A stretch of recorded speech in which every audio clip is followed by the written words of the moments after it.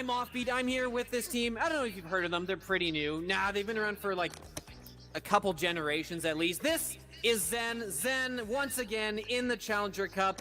How's it going, guys? You feeling excited for this time around? Yeah. Yeah. Yeah. How many times is this? Number This six. is Number our six? Is it 17th actually time six? coming into CC. It is 6. Again. So how do you guys kind of get the enthusiasm of like, all right, guys, here we go again. It's another Challenger Cup. How do you keep it feeling fresh and not like slip into those old routines? I guess the old routines might not be bad because you've won a good number of them, but how do you make it feel fresh? We don't. We don't. We just play like we normally do. A different one of us doesn't show up. Well, yeah. It's kind of What like do you a mean rotation. by different? It's just like Mario It's getting a always new life me. after. It's like Mario getting a new life after every time he dies. If he just died in a new spot, and it makes it more Yeah, interesting. and you. Yeah. Yeah. All right, awesome. So take it you're approaching this kind of the same way. You're not doing any kind of new prep. Any teams in specific that you've noticed? Hey, they've been looking pretty hot coming up the ladder. Any special prep you've been doing for anyone? No. I'd say the only one's Not- probably Kang we've been scrimmaging, because obviously all of those players are notable players, so. Yeah. Yeah. Awesome. We're Sounds just kind good. of playing the game. Cool.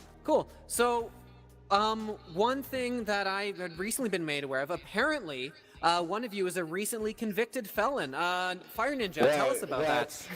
Oh yeah, about that. Tell us I your might have- story. On the way here, I may have gone 20 over the limit, and might have been somewhat. 20 feet per day. Only the speed limit. Yeah. Yikes. Look, he All can't right. be All right, convicted twice. Gotta get to the interview on time. Well, do appreciate it. One last thing, guys.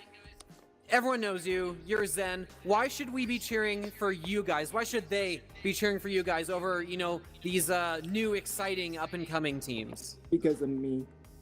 Yeah, Yeah. because of original. Yeah. Original. Team. I would the honestly new say Canadian. because we had Looney on our team at one point in time. Just kind of Bring him back. residual energy. The hype. Yeah. All right, you heard it here, everyone. The residual loony energy. Everyone, give it up for Zen, and obviously, I've been Offbeat there, Zen. Have yourselves a great rest of Challenger Cup.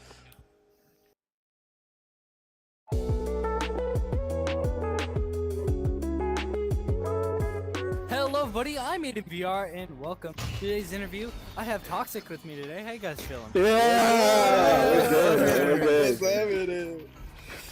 Wow.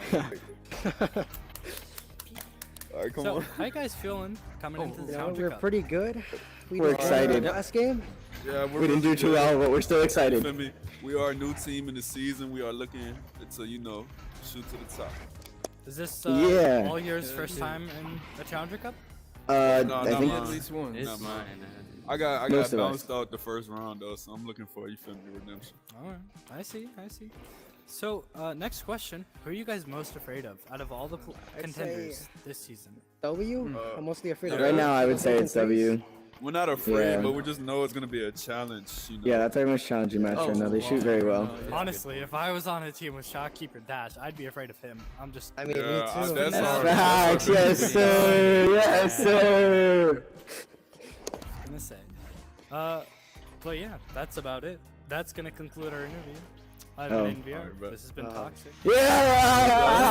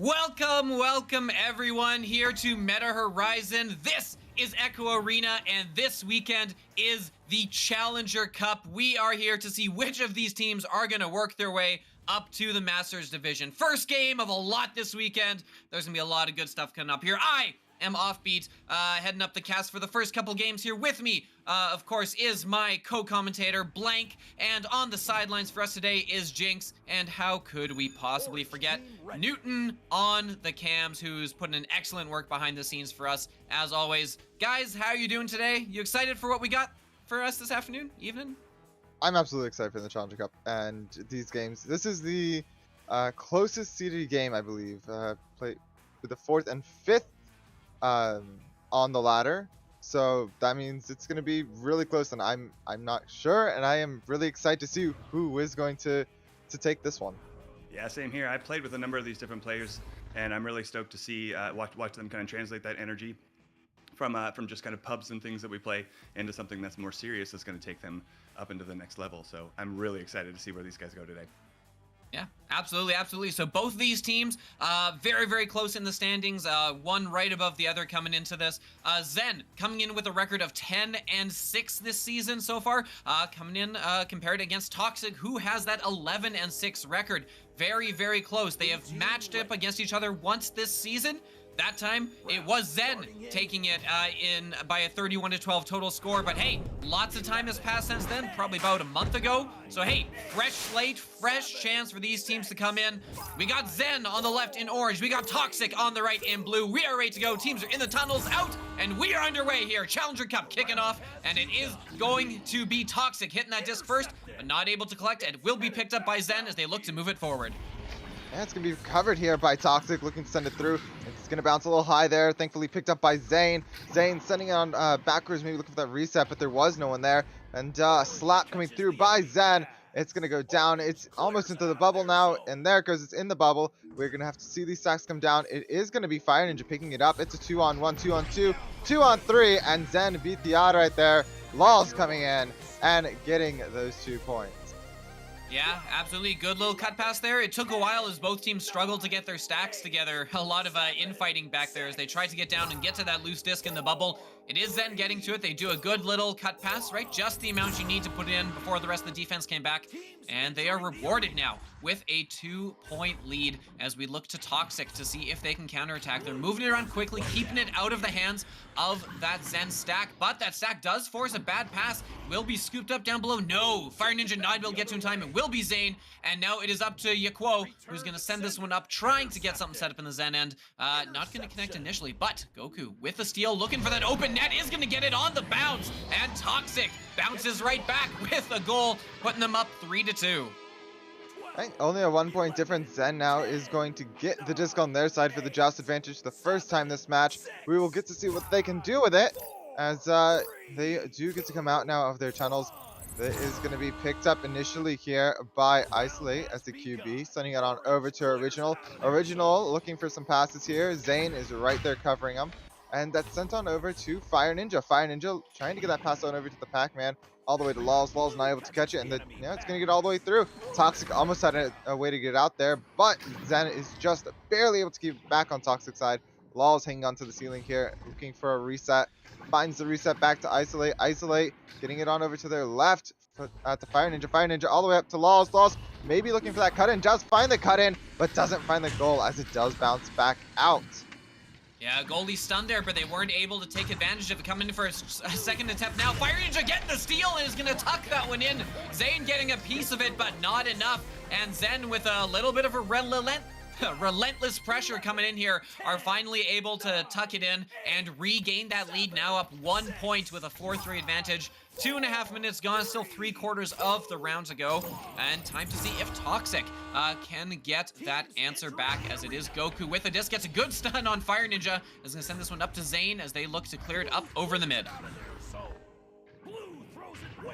It's sent all the way down now, and ooh, it's going to be recovered here, and looks like it's going to be sent back towards the goal where Isolate is waiting to get it through. It's sent back down, and it's sent through. It's inside the bubble, maybe looking to bounce out if they aren't quick to get to it. Toxic does get it first and is going to be able to send it through almost into tunnels, but Lulz is right there ready to recover it. Sends it down to Fire Ninja all the way over to Original breaking the bubble here, looking for that cut-in, and the cut-in works to Lulz, and that is Zane in the goal, stunned out, not able to catch that disc, which is going to give Zen a 3-point lead.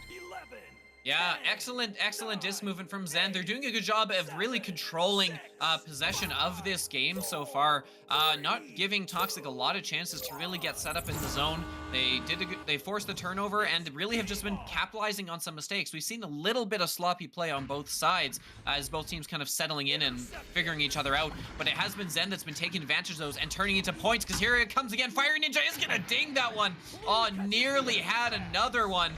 Would have really opened this game up, but instead they will have to retreat back on defense to pick it up. That is Lulz with Fire Ninja on the backside. Gonna get this up to Isolate. Isolate not able to get it past Yakoi though, and that one will get dumped in near the bubble. Gonna bounce out and picked up by Yakoi again, putting it in towards the goal. Picking up in front and missing it is Goku, and they're not able to take advantage of what should have been an easy 2 points, and now Zen looking to make them pay for that. Zen is just moving it forward at an astounding pace. They're able to keep it on Toxic side and are able to just keep these points rolling here. Toxic just, they're getting it down, but they aren't quite finding their mark, which is leaving just enough time for Zen to be able to do that counter attack every single time. Zen is just a menace when they are able to pull off their counter attacks.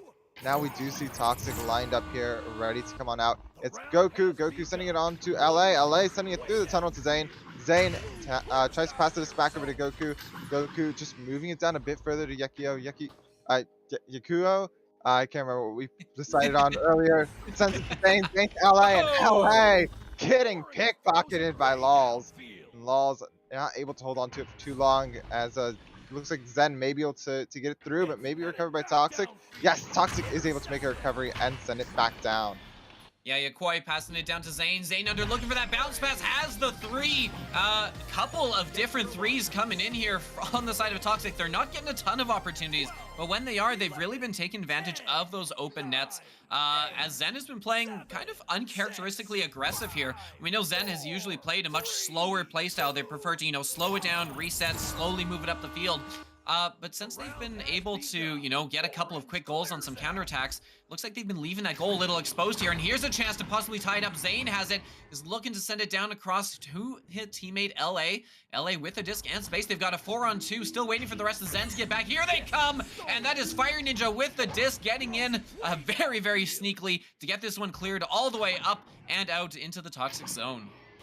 I mean, just Zen with their pickpockets have been absolutely insane this match, just taking it right from the enemy's hand before they can even realize it. It looks like they may be trying to get it from their hands here too. Doesn't work, so they are going to go play back a little more on the defense. It will be maybe Lulz with this. No! Lulz gets stunned out, and so does Yakio, and Zane gets it, sends it on over to Goku UI. Goku not able to get it through because Lulz is able to just intercept that. Sends it back towards the midfield where it will end up in the hands of Goku UI, giving Toxic the advantage once again. They are back on the offense. Zane sends it forward down to LA maybe looking for it, but gets stunned out by Zen. Isolate picks it up for Zen and sends it down the tunnel. It's through, bounces off the ceiling and maybe getting down, but Toxic just able to recover just so quickly, and Zane sending it right back out. Yeah, Toxic looking like they're feeling a lot more comfortable as we go on here. They're going to send this one into the bubble and come out. They've had a bit of a relentless time trying to push for those time points here. They've got another chance here. It's Goku above, moving down, hands it off to LA. LA taking the shot, but Isolate in goal is going to take that one and yeet it right out of their zone. Gets it up to a teammate who will send it through, but getting back on defense right now is Goku. As Toxic doing a good job recovering on defense, Zen really hasn't had a chance for a counterattack, but Zen does have the clock on their side. 2:30 left in this first round. Still up by 2 there, but Toxic has been applying a good amount of pressure here, and Zen really needs to collect something and get something together of their own if they don't want momentum to keep spiraling. And here's a chance. Lulz looking down below as a teammate. That's Fire Ninja hitting Isolate in stride. Isolate back to Fire Ninja. Fire Ninja digging that one out. Another chance. Zen with a couple of dings here this round, and it's kept it a one-score game. Another attempt coming in here, pass across. No, that was saved. Isolate not able to finish it, and Toxic will get this one cleared out. They're staying alive. 2 minutes on the clock. Toxic has an absolute S-tier defense there, absolutely playing amazingly. The goalie, you know, props out to them. I couldn't quite see who was in there, but I mean, those were that was just save after save, and that was just almost point after point for Zen. But it looks like maybe they'll be on their fighting end here. Isolate coming through, saving that one. I mean, the defense of both these teams absolutely astonishing, able to get it through, and it's just keep going ping-ponging back and forth until eventually you just leave it open, and one mistake is made that the other team take advantage of. But so far, not many mistakes, not many mistakes that can't be capitalized on. It looks like Zen maybe trying to push for it again. It's gonna head back to Zen's side, thanks to Zane. Zane sending it through, and it may be another chance for Toxic, but no, Zen gets there first and sends it back through the tunnel. Maybe looking for an offense here. No, it looks like Toxic does get you at first. Yekio sending it to Zane, and Zane are looking to go back on the offense for Toxic.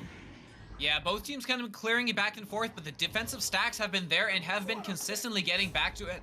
As point in case here, it is going to be picked up by Zen. Zen clearing it out though, but they do have the attackers here. There's an open goal. Original not able to connect on it, and it is going to be picked up by Zane and cleared. 48 seconds left on the clock. Still a 2-point difference. Waiting for that potentially the tying point or the points from Zen to put this one out of reach. Lulz is going to get this one in through the tunnel, but back on the back end is LA to pick this one up. Clears it in. That stack is going to be there first from Fire Ninja. 30 seconds left now for Toxic to get these last points, and if Original's able to get a good clear here, that will make it very difficult to do, as Toxic is falling back and regrouping, trying to recover this loose disc. It's not going to happen though. Fire Ninja with the disc, killing off time. 16 seconds left. That's Original underneath the goal. They're going to reset this one back and try to kill as much time as they can. It's going to be Lulz trying to get it back up, maybe looking for a quick last point just to seal the round, and we'll be just, passing out, just running out the timer. This is exactly what you expect to see from these two teams that are just the most close seeded. But me, I am more excited to hear what Jinx has to say about this round. You know, that was quite a fun round to watch. There was a lot that was actually going on. So one of the first things that I always watch for in each match are the stacks. Stacks are going to be hands down the difference between Master to Diamond. And what I saw, first off, I saw a lot of stacks, but I also saw a lot of broken stacks. There was a lot of single, like kind of the slingshots, and I saw a lot of just single players all the way downfield, which can work to your advantage if you can get to that disc and maybe get that play. But what it seemed like is that disc kind of went back and forth, and you just had that single player floating back there, so they were down by one. One of the other things that was quite interesting as well was the number of opportunities that were kind of missed with those shots. There were this would have been a very different game, I feel like, should those players have made a number of the shots that were kind of open, both with open goal as well as goalie stunned out or even just not necessarily ready. And then lastly, I'll talk about defense. Wow, on both sides, especially during that last 2 minutes, the goalies just turned it up and were on fire, just catching left and right. Personally, I'm a huge fan of kind of the defensive world. That's where I like to stay, is that defense, that goalie world. And so kind of seeing those catches and seeing how the players reacted on each side was quite fun to watch. Absolutely. Thank you so much, Jinx. On that note, yeah, Isolate leading the way in this game so far with 3 saves.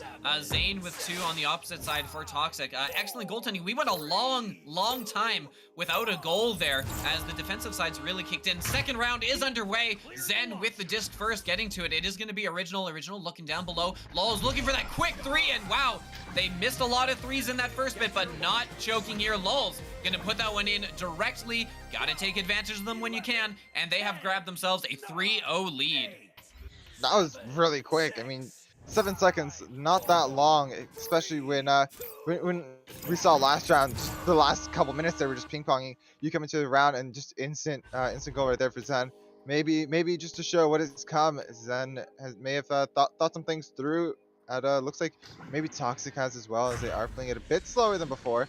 Maybe looking at that reset, not able to find the reset. Thankfully for Toxic, Goku UI is able to recover it. Sends it across the ceiling, bouncing it on over to Zane. Zane maybe trying to get it back, does find LA. LA is going to have a little bit of pressure there.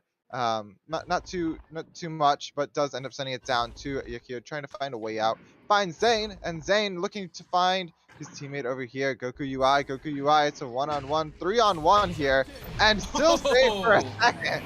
but ultimately a dunk coming in from Goku UI to get Toxic a few points on the board. Wow, for just a moment, we thought, wow, has Isolate actually stopped a 3-on-1 here? And did for a moment, had the save, but not able to handle the relentless pressure of all those fists coming flying in, some for the disc, some for their head. It was a little too much, and Toxic answers back with 2 points of their own. To Fire Ninja back the other way before you can blink. Zen with the threes this round. Fire Ninja. What a shot from distance, perfectly accurate, no goalie in sight. Zen putting an exclamation mark on that one. Zen just, you know, taking seconds to do the stuff. They have something going on, and I don't know what it is, but I mean, I hope they keep it up and maybe share a little with Toxic here, because it looks like they may need it. Though Toxic is able to move it down. It is a tight defense around the bubble though, and they'll have to break it. They do break it, but they aren't able to get it into the goal. Instead, it's going to go down. Yakio getting it, sending it on over to LA. LA not able to send it into the bowl because you just have Zen defense right there, not able to get through it. It is going to bounce off the wall here as we do wait for these stacks to get down. It's sent flying by a headbutt from Zen. Zen still in recovery of the disc, finds original. Gets that disc to the Fire Ninja for 2 more points, making it 8-2. That is a 6-point difference already in this round, and we aren't even 3 minutes in. My goodness, Original with that pass, just slapping it across, barely even saw their teammates coming in there, but still able to put that exactly where it needed to be with the slap pass, and then the one-time shot just, wow. Oh, lovely, lovely display of teamwork coming in there from Zen. And yeah, they've matched their total from that first round, and we're only 3 minutes in.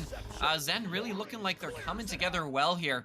As they've got the disc back, they've stopped another Toxic chance, and Original with just a lot of time there to kind of float their way through. They've looking up to the ceiling. There's Fire Ninja to Lulz. Lulz back across to Isolate. No!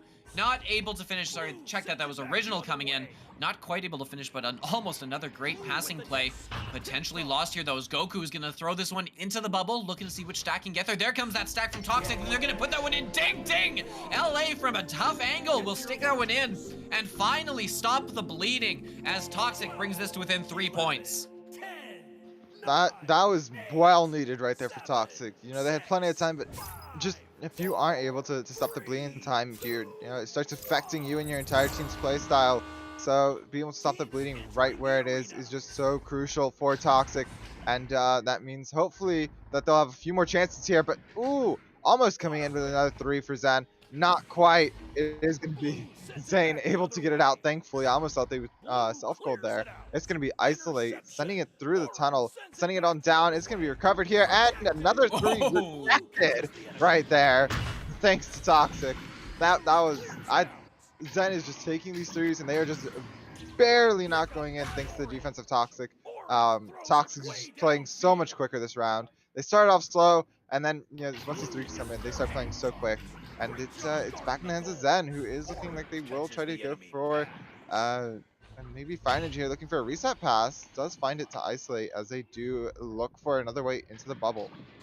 Yeah, this is the Zen we're used to seeing. They come into the zone, they'll slow down, they'll get a good reset pass, and they'll set it back up.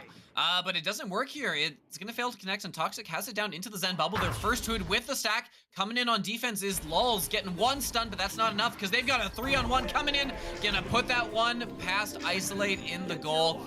And just like that, we got ourselves a 1-point game thanks to LA. LA with the save on the back end there, coming out with a goal on this end. Just putting in work on both sides of the arena. We're halfway through this second round, which, quick reminder that will need to be won by Zen, or by Toxic if they want to force this to round 3.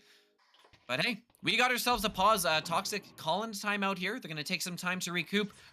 Jinx, what you seeing over there? Yeah, you know, first I'm going to definitely call out Isolate is just like a madman in that net goal bars. Just on some unbelievable saves from Isolate. I'm also kind of seeing I like that the stacks are actually kind of like stepping up over from Toxic side of things. Toxic's like you kind of seeing them come back down. They're still kind of sticking together. You see them when those clears go out, they're coming right down. They're first to get to it. So you really like seeing like that switch up on this round 2. The only other thing that I'm really kind of noticing that I thought was kind of interesting is it almost feels like there's a couple, some panic clearing going on. I feel like and this when it comes to this level of play, there should be a little bit more control when it comes to being able to recover the disc. And I feel like right now both sides are just kind of throwing it back and forth and relying on their stacks to get back and down. And right now again, I feel like Toxic is starting to kind of step up when it comes to their stacks. Yeah, absolutely, absolutely. One other thing I want to note, every time we get a pause like this, we look at the stats, see if there's anything interesting that stands out, and we see everyone in this arena has 20 stuns or less, with one exception. With one exception, Fire Ninja has had the Fists of Fury out here today with 40 stuns already, with only a round and a half gone. Pretty remarkable effort there. I love a good stunner, and clearly it's been working. Yeah, no doubt. I mean, it really can change the game. Stopping a stack, or even just preventing one from getting together. You can see how fast these games are going, how fast these players are getting downfield, and so it's super important to to stun out your opponents and try to get down there first. So I dig seeing it. Absolutely. Yeah.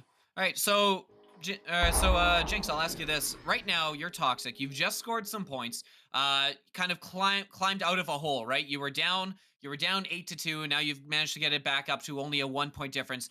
What are you taking this timeout for, and what are you discussing there in the room? Fair. I think honestly, right now, I think they take this time out to get that little bit of breather, especially kind of noticing that Zen was starting to heat up. Right, you're seeing those threes right off the bat. So I'd want to take control of the time and try to reset that momentum as it's going there. I also probably want to sit down and talk to my team about slowing it down, getting our passes together, and getting those stacks to get down when the disc does clear. I feel like that's probably right where the team needs to be. Not look for those open threes and even try to just get into those nice short quick twos. So you can just take it point by point. I mean, they're only down by 1 point right now, so 3 really at this point isn't necessarily going to be a huge difference. As long as they're up by 1, that's really all you need. Yeah, I think there's plenty of time left, even if they do. There's plenty of time left in this round for it to go either way. But for Toxic, they definitely want to keep Zen at a distance. They've got quite a few very quick threes, and I wouldn't be surprised to see a few more quick threes. Though it does seem like Toxic did try to counter that with by keeping someone at the midline and keeping that stack there to try to prevent more of those. Yeah, for sure. Like one thing we can expect to see is if there's a team in this game that we suspect to be less vulnerable to kind of, letting the momentum of the game run away with it, it's got to be Zen, because Zen has the experience coming in here, right? This team has been around since season 1 of the league. We've seen the core of this team has been around for so long. They know each other so well. They know what each other needs, how to stop themselves from, spiraling, that kind of thing. So I'd expect, they would probably be most likely to give us the most consistent performance here. And we have seen that, whereas probably on the side of Toxic, we might see a little more, runs and stops on the other end, right?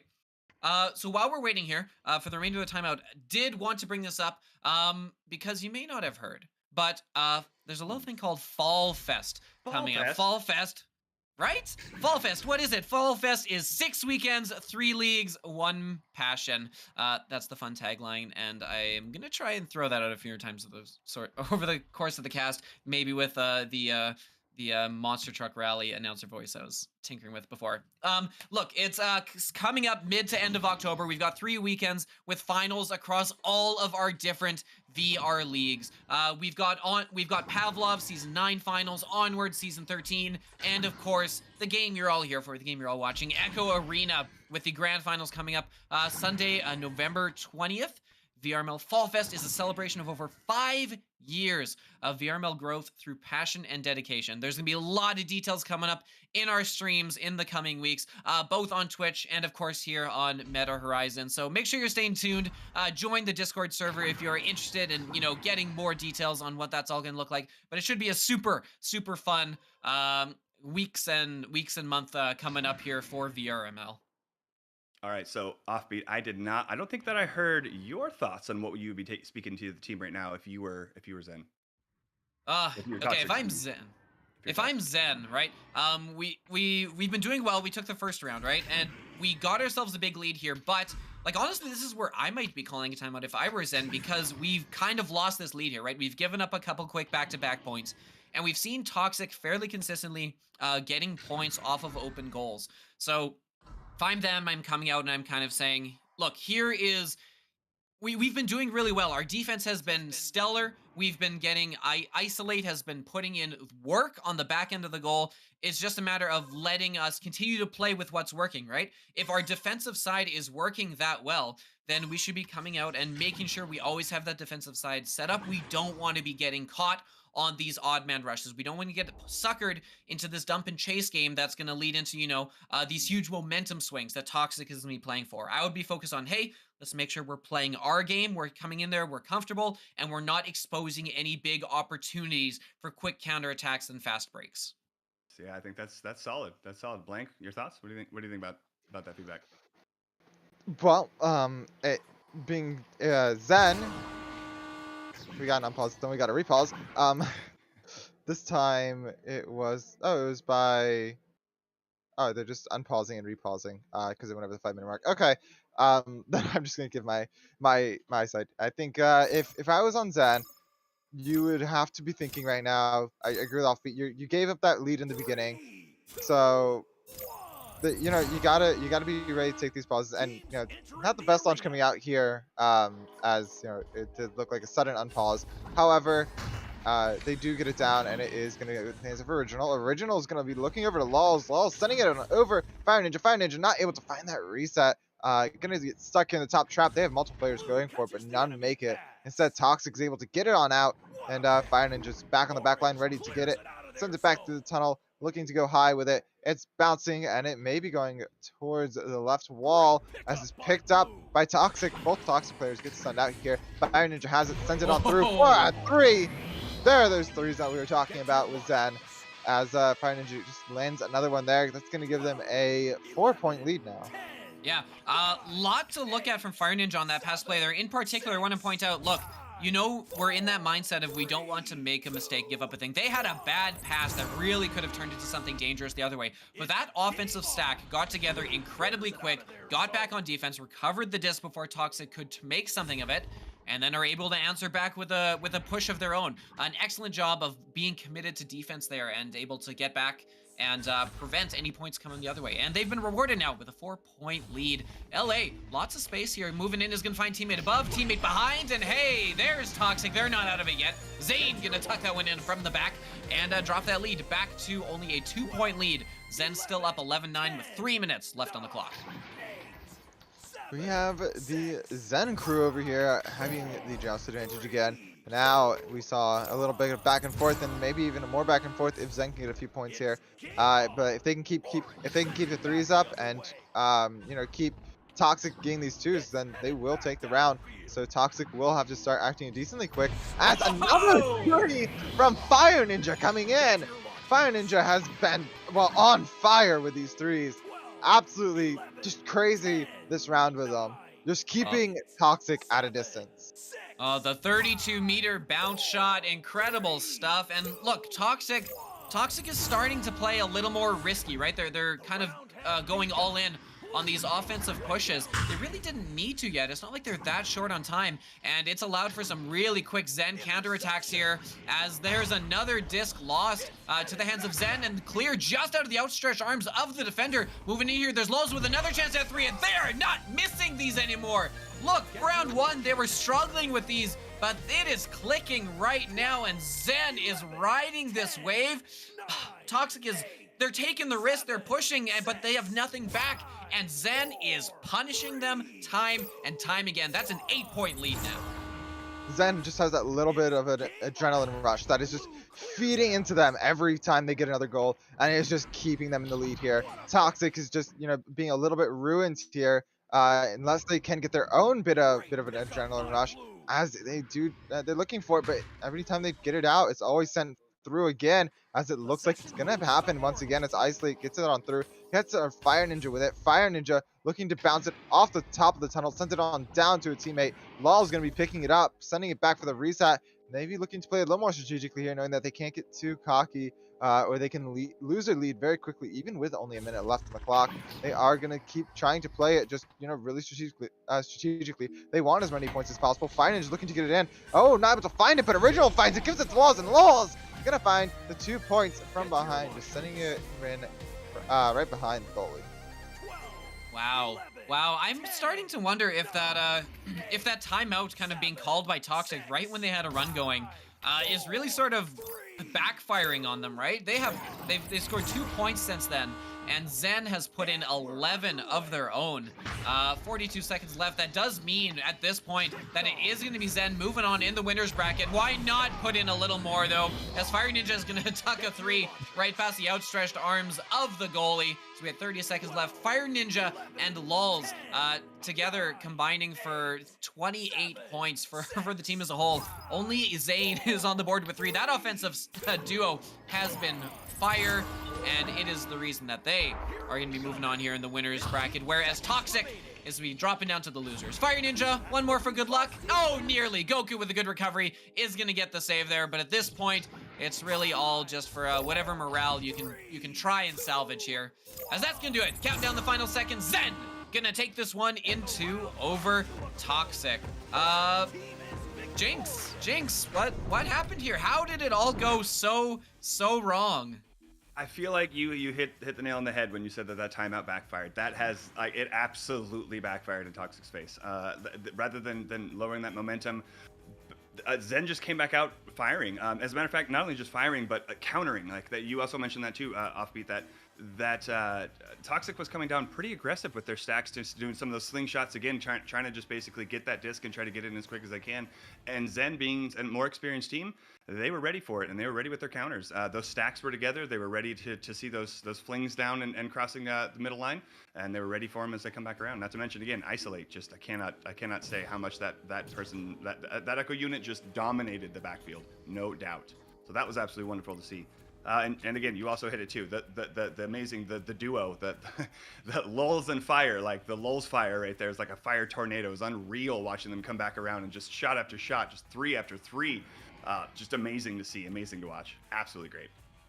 Yeah, I'm sure if you're Zen right now, you're looking ahead to that next game thinking, all right, we got to keep this momentum going. We're clicking, everything is feeling right. And they will have a chance, I believe, later today, so don't forget to stick around because we will be seeing a little more Zen. And on the other side, Toxic is going to be dropping down to the losers bracket. They're not out of this yet, but they are going to have a very, very tough time working their way back up. They can't afford to lose one. They're going to have to win, I think it's like 4 or 5 straight if they want to stick around here. So tall order, but not impossible for Toxic. So, yeah. So, look, let's look ahead here. We got our next game that is going to be coming up in about 12 minutes. So, next up on our docket is going to be, we've got Kangarillas and we've got Sane Wolves coming up here. Like this game, where this was, 2 teams that were very, very close in the standings, 12 and 13 respectively. Coming in, we've got our 11 and 14, so it should be nearly as close of a game, if not better. I've had a chance to talk to a few of these teams. Jinx, Blank, you guys have any, you guys know these teams very well? You know what we should expect? Personally, let's see. I know Sane Wolves a little bit, and I know that they're pretty good. I know Square and Campspin. They're both really good players, and they both when they're playing, they tend to play. Oh gosh, I'm losing my word. I'm just gonna send it over to Jinx. No, that's fair. So I started back at season 4, and so I've got to kind of see just some of the teams kind of come up, and Kangarillas is one of those teams that really stood out at least season 4, and so seeing them kind of come back up, what I expect to see coming from them is. Again, this might surprise anyone who asks me what the difference is. It's going to be stacks. I expect to see some high speed stacks, some quality stacks, some teams being able to recognize the environment they're in, where each other is, having that smooth communication, and basically being able to get downfield really quickly. I also expect to see some killer shots. If I'm not mistaken, I believe some of the players on Kangarillas have been playing for a long time, longer than season 4, and so I feel like they have some some years underneath their belt, which really does come into play when it comes to shots, passes, saves, all even again just general awareness of what's going on with your team and the opponent. So I'm pretty excited to see how this matchup comes up, and it kind of differs too from this particular match. Yeah, absolutely. One thing I'll mention, for those of you who are on Tuesday kind of following where we had our Canada versus USA exhibition match, one thing we did mention is a couple of the players on Team Canada we saw there, specifically Strembitsky and Mad, two teammates who have played with each other for a while. They kind of left the team, tried different things, but now both are back on Kangarillas and have been a huge part of their push here to get themselves back into Master. So very exciting to kind of watch that duo and see what they bring here. On the other side, at the risk of, just completely talking about Kangarillas, because, they're the big name. They're the ones we know. On the other side, coming in the kind of new competitor, Sane Wolves. Like, they've been around for a while, since Season 3, and they've been steadily improving. They're coming in really hot here. They've got themselves a 13-3 record on the season. I had the pleasure of interviewing them before. You'll probably see that run in here in the next little bit before we get to the game. I believe they're all playing on Quest 2s, which is really exciting. You don't see a lot in the high end. As a Quest player myself, it is super nice to see. Yeah, so we are going to step out here for a moment. You're going to see some ads. You're going to see some interviews, and we are going to be back with Kangarillas versus Sane Wolves. Don't go anywhere. We are having a blast here on Meta Horizon. There's a lot more to come. Be right back.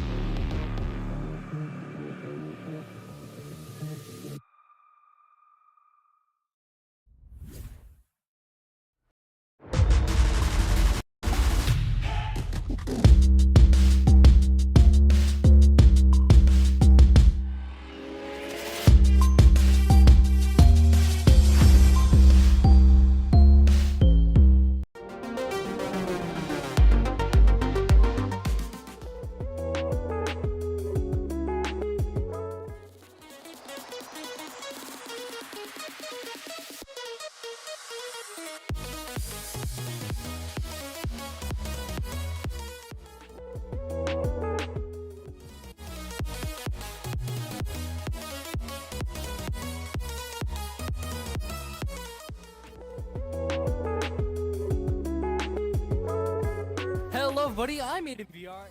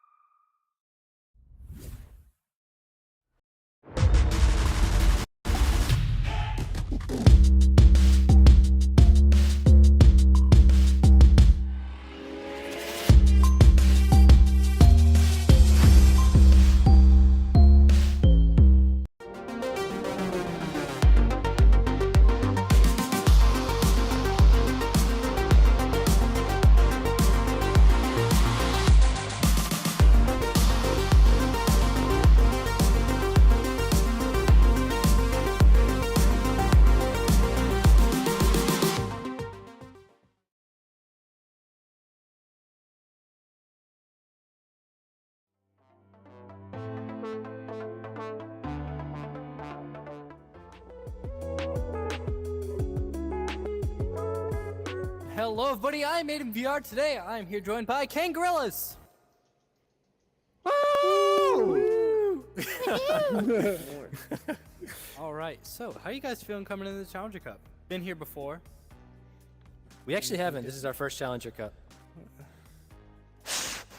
That's true. This is our first Challenger Cup. We were disqualified from one. We didn't have enough for another. This is our first time, so we're pretty excited. I'm not lying. You give me a look like I'm making things up. It's real. Okay. So, you guys are obviously back together. There's some changes. You know, how do you feel that's going to affect you in the Master Division? That's a little presumptive that we're gonna get to Master, but I like that. Yeah, like we have. Well, if you do get there, if how do we you do think get that's gonna there, affect you? we're gonna do really well. It feels really good. Sorry. Yeah. That's about all. Strem I being got. back on What the he team. said. How you feel about Yeah, that? Strem's good. Yeah, we've been fighting like before. It's nice. Strem's good. Yeah. We got Mad too over here. Yeah, Mad. you just forgot about me. Yeah, you I'm got to talk sorry. about Mad. It's okay. Oh, And Callan, mad at he's me. new. He can't Yeah, play, Callan, but I know he's pretty Callan. good. All right, well, that concludes this interview. I've been Aiden VR. This has been Kangarillas. Let's go, Kang! Woo! Woo! Let's go! And this is the interview. Beautiful.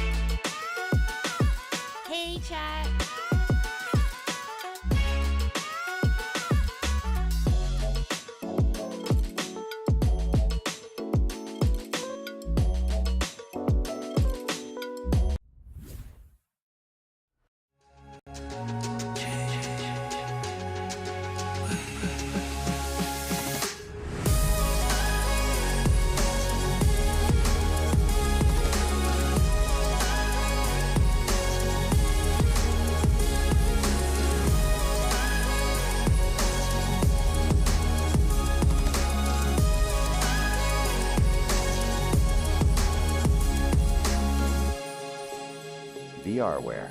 Our passion is for the future.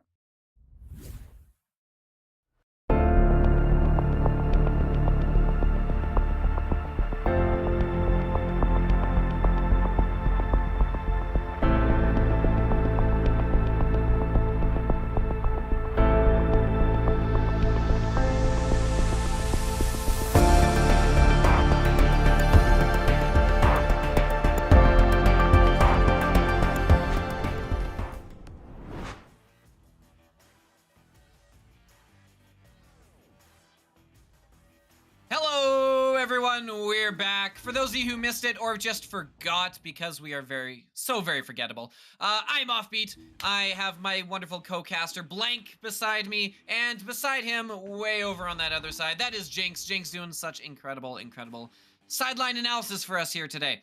And of course, on the cams, we have Newton, who is putting in so much work behind the scenes, as always, as he always does, all day, every day, basically running this league behind the scenes, right?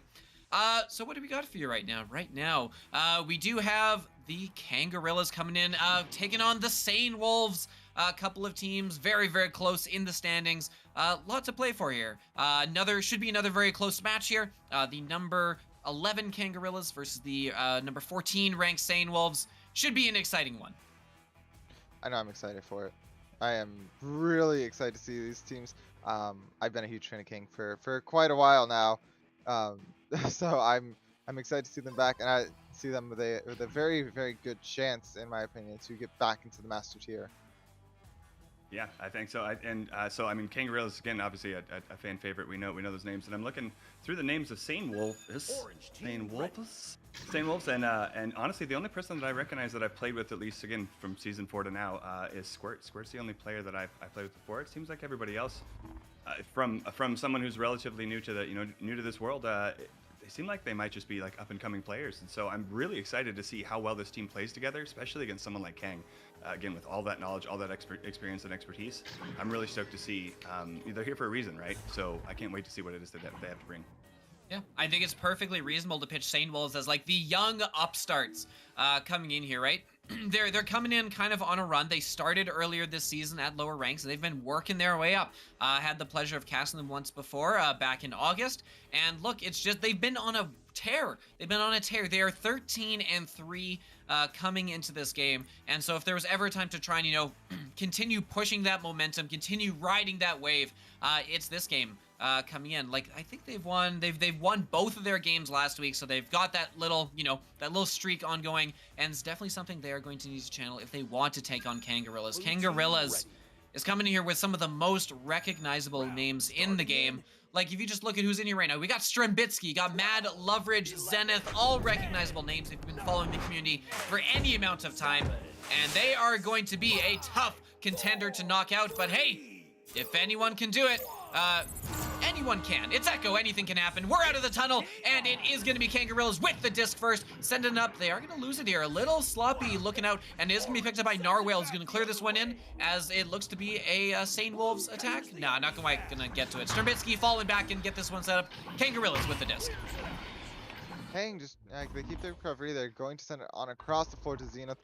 Sends it to Loveridge. Loveridge finding that top pass on up to Strembitsky. Strem sending it down, maybe looking for that half court, and that's Mail right there for 3 points starting off, going to Kangarillas.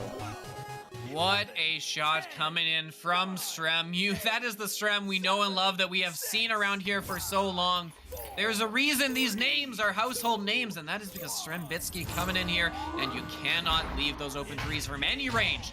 As more pressure coming in now from Kang, and they are going to force another turnover. Strembitsky back with the disc. They've got a 3-on-2 moving in here and sending it across to Zenith, who's going to tuck this one in for another 2 points. Kangarillas making a statement here early on.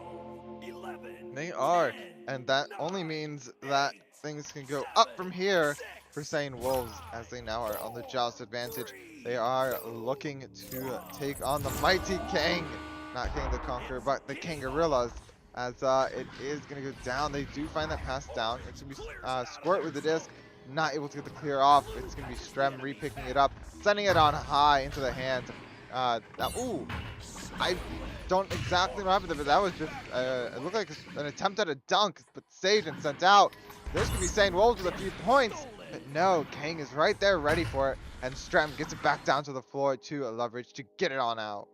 Yeah, excellent defensive work coming in there from Kangarillas. Loveridge looking to send this one down. No, well read, and that is intercepted by Narwhal, who's gonna trying to find Jax, but no, Zenith doing a good job of recognizing where the pass was intended and getting the stun there. but not gonna last too long. The stack coming back on defense to take this one away from the goal as Kangarillas is playing a little bit of defense. Oh, gets a good bounce there, and the stack is picked up by the Kang stack. It's gonna go down into the trench. Picked up, there's an open 3, and that one's gonna be in as well. Zenith putting that one in this time for 3 points. 8-0, and Kang only not even 2.5 minutes gone, and they've already got themselves an 8-0 lead. Kang definitely proving well. They are the fan favorite. They are tough to take down. And Sane Wolves definitely has a lot of work ahead of them to take down Kangarillas. It is Campspin. Campspin gets it on over to Narwhal. Narwhal not able to take it for too long because Zenith has it again. Looking to maybe get a cut in here. Is going to get it to behind. And that's going to be Mad with a few more points from behind. Going to send it up 10-0 before we reach even 3 minutes into the first round. Oh my goodness. My goodness. Kangarillas. Look, this is a team that when they've been together, when they've had their core, have been a very competitive master team, and there is a reason for that. They're coming out here and they are looking like that team that kind of ruled the master division and was so competitive for so long. Like, you've got Strembitsky, who is a season 4 NA champion, and very much looking like it out here. Strembitsky with it coming up is going to get that bounce. 3 goalies is not enough. You might need all 4 if you're going to stop Strem with those bounce shots, and that is a 12-0 lead. And you were talking about Strem was the season 4 NA champion, or part of them at least. And then you have Kangarillas, who, were right up there with Joker. That was like, 2 of the biggest names at the time, before Kang descended down back to the Diamonds here. And now they are looking for a comeback and looking to reclaim their fame in the season where, they aren't going to have maybe as much competition now that you don't have those Joker Ignite teams. But that looks like they still are going to be put under a little bit of pressure here, as finally Strem is able to get it and send it on out to Mad. They are looking maybe for a half court. This could be in. Yeah, that's in. Mad, don't miss. That's 15-0. We're only 5 away from a Mercy taking the round 1, and we're not even halfway in. Like, none of them miss. It's not Mad don't miss. It's not Strembitsky don't miss. Literally no missed shots here this entire round. We got 5 points from Zenith, 5 from Mad, 5 from Strembitsky. Loveridge is mercifully taking the time to actually play some defense on the back end instead of, all of them racking up the points. But hey, we're at the midway point now. Loveridge back with the disc, back looking at open 3. And is that Loveridge? Oh, nearly putting that one in. I guess they'll have to be content with a 2. Sending that one up to Strembitsky. They're going to reset this one back, try and play for time a little bit. Mad's gonna send this one off to Loveridge across. Oh my goodness, the passing. It's beautiful, it's crisp, and Zenith with a little flair gonna tuck that one in for 2 points. 17-0. My goodness, Kangarillas, they are back in form. If they keep playing like this, there is 0 chance they do not earn themselves that master spot this tournament. That is just insane. We aren't even, 6 minutes in. They're already 3 points away from Mercy, and it's the Challenger Cup. These teams are just, this is a really important game for Sane Wolves, as it is the first game for them, and they're just not quite able to find it.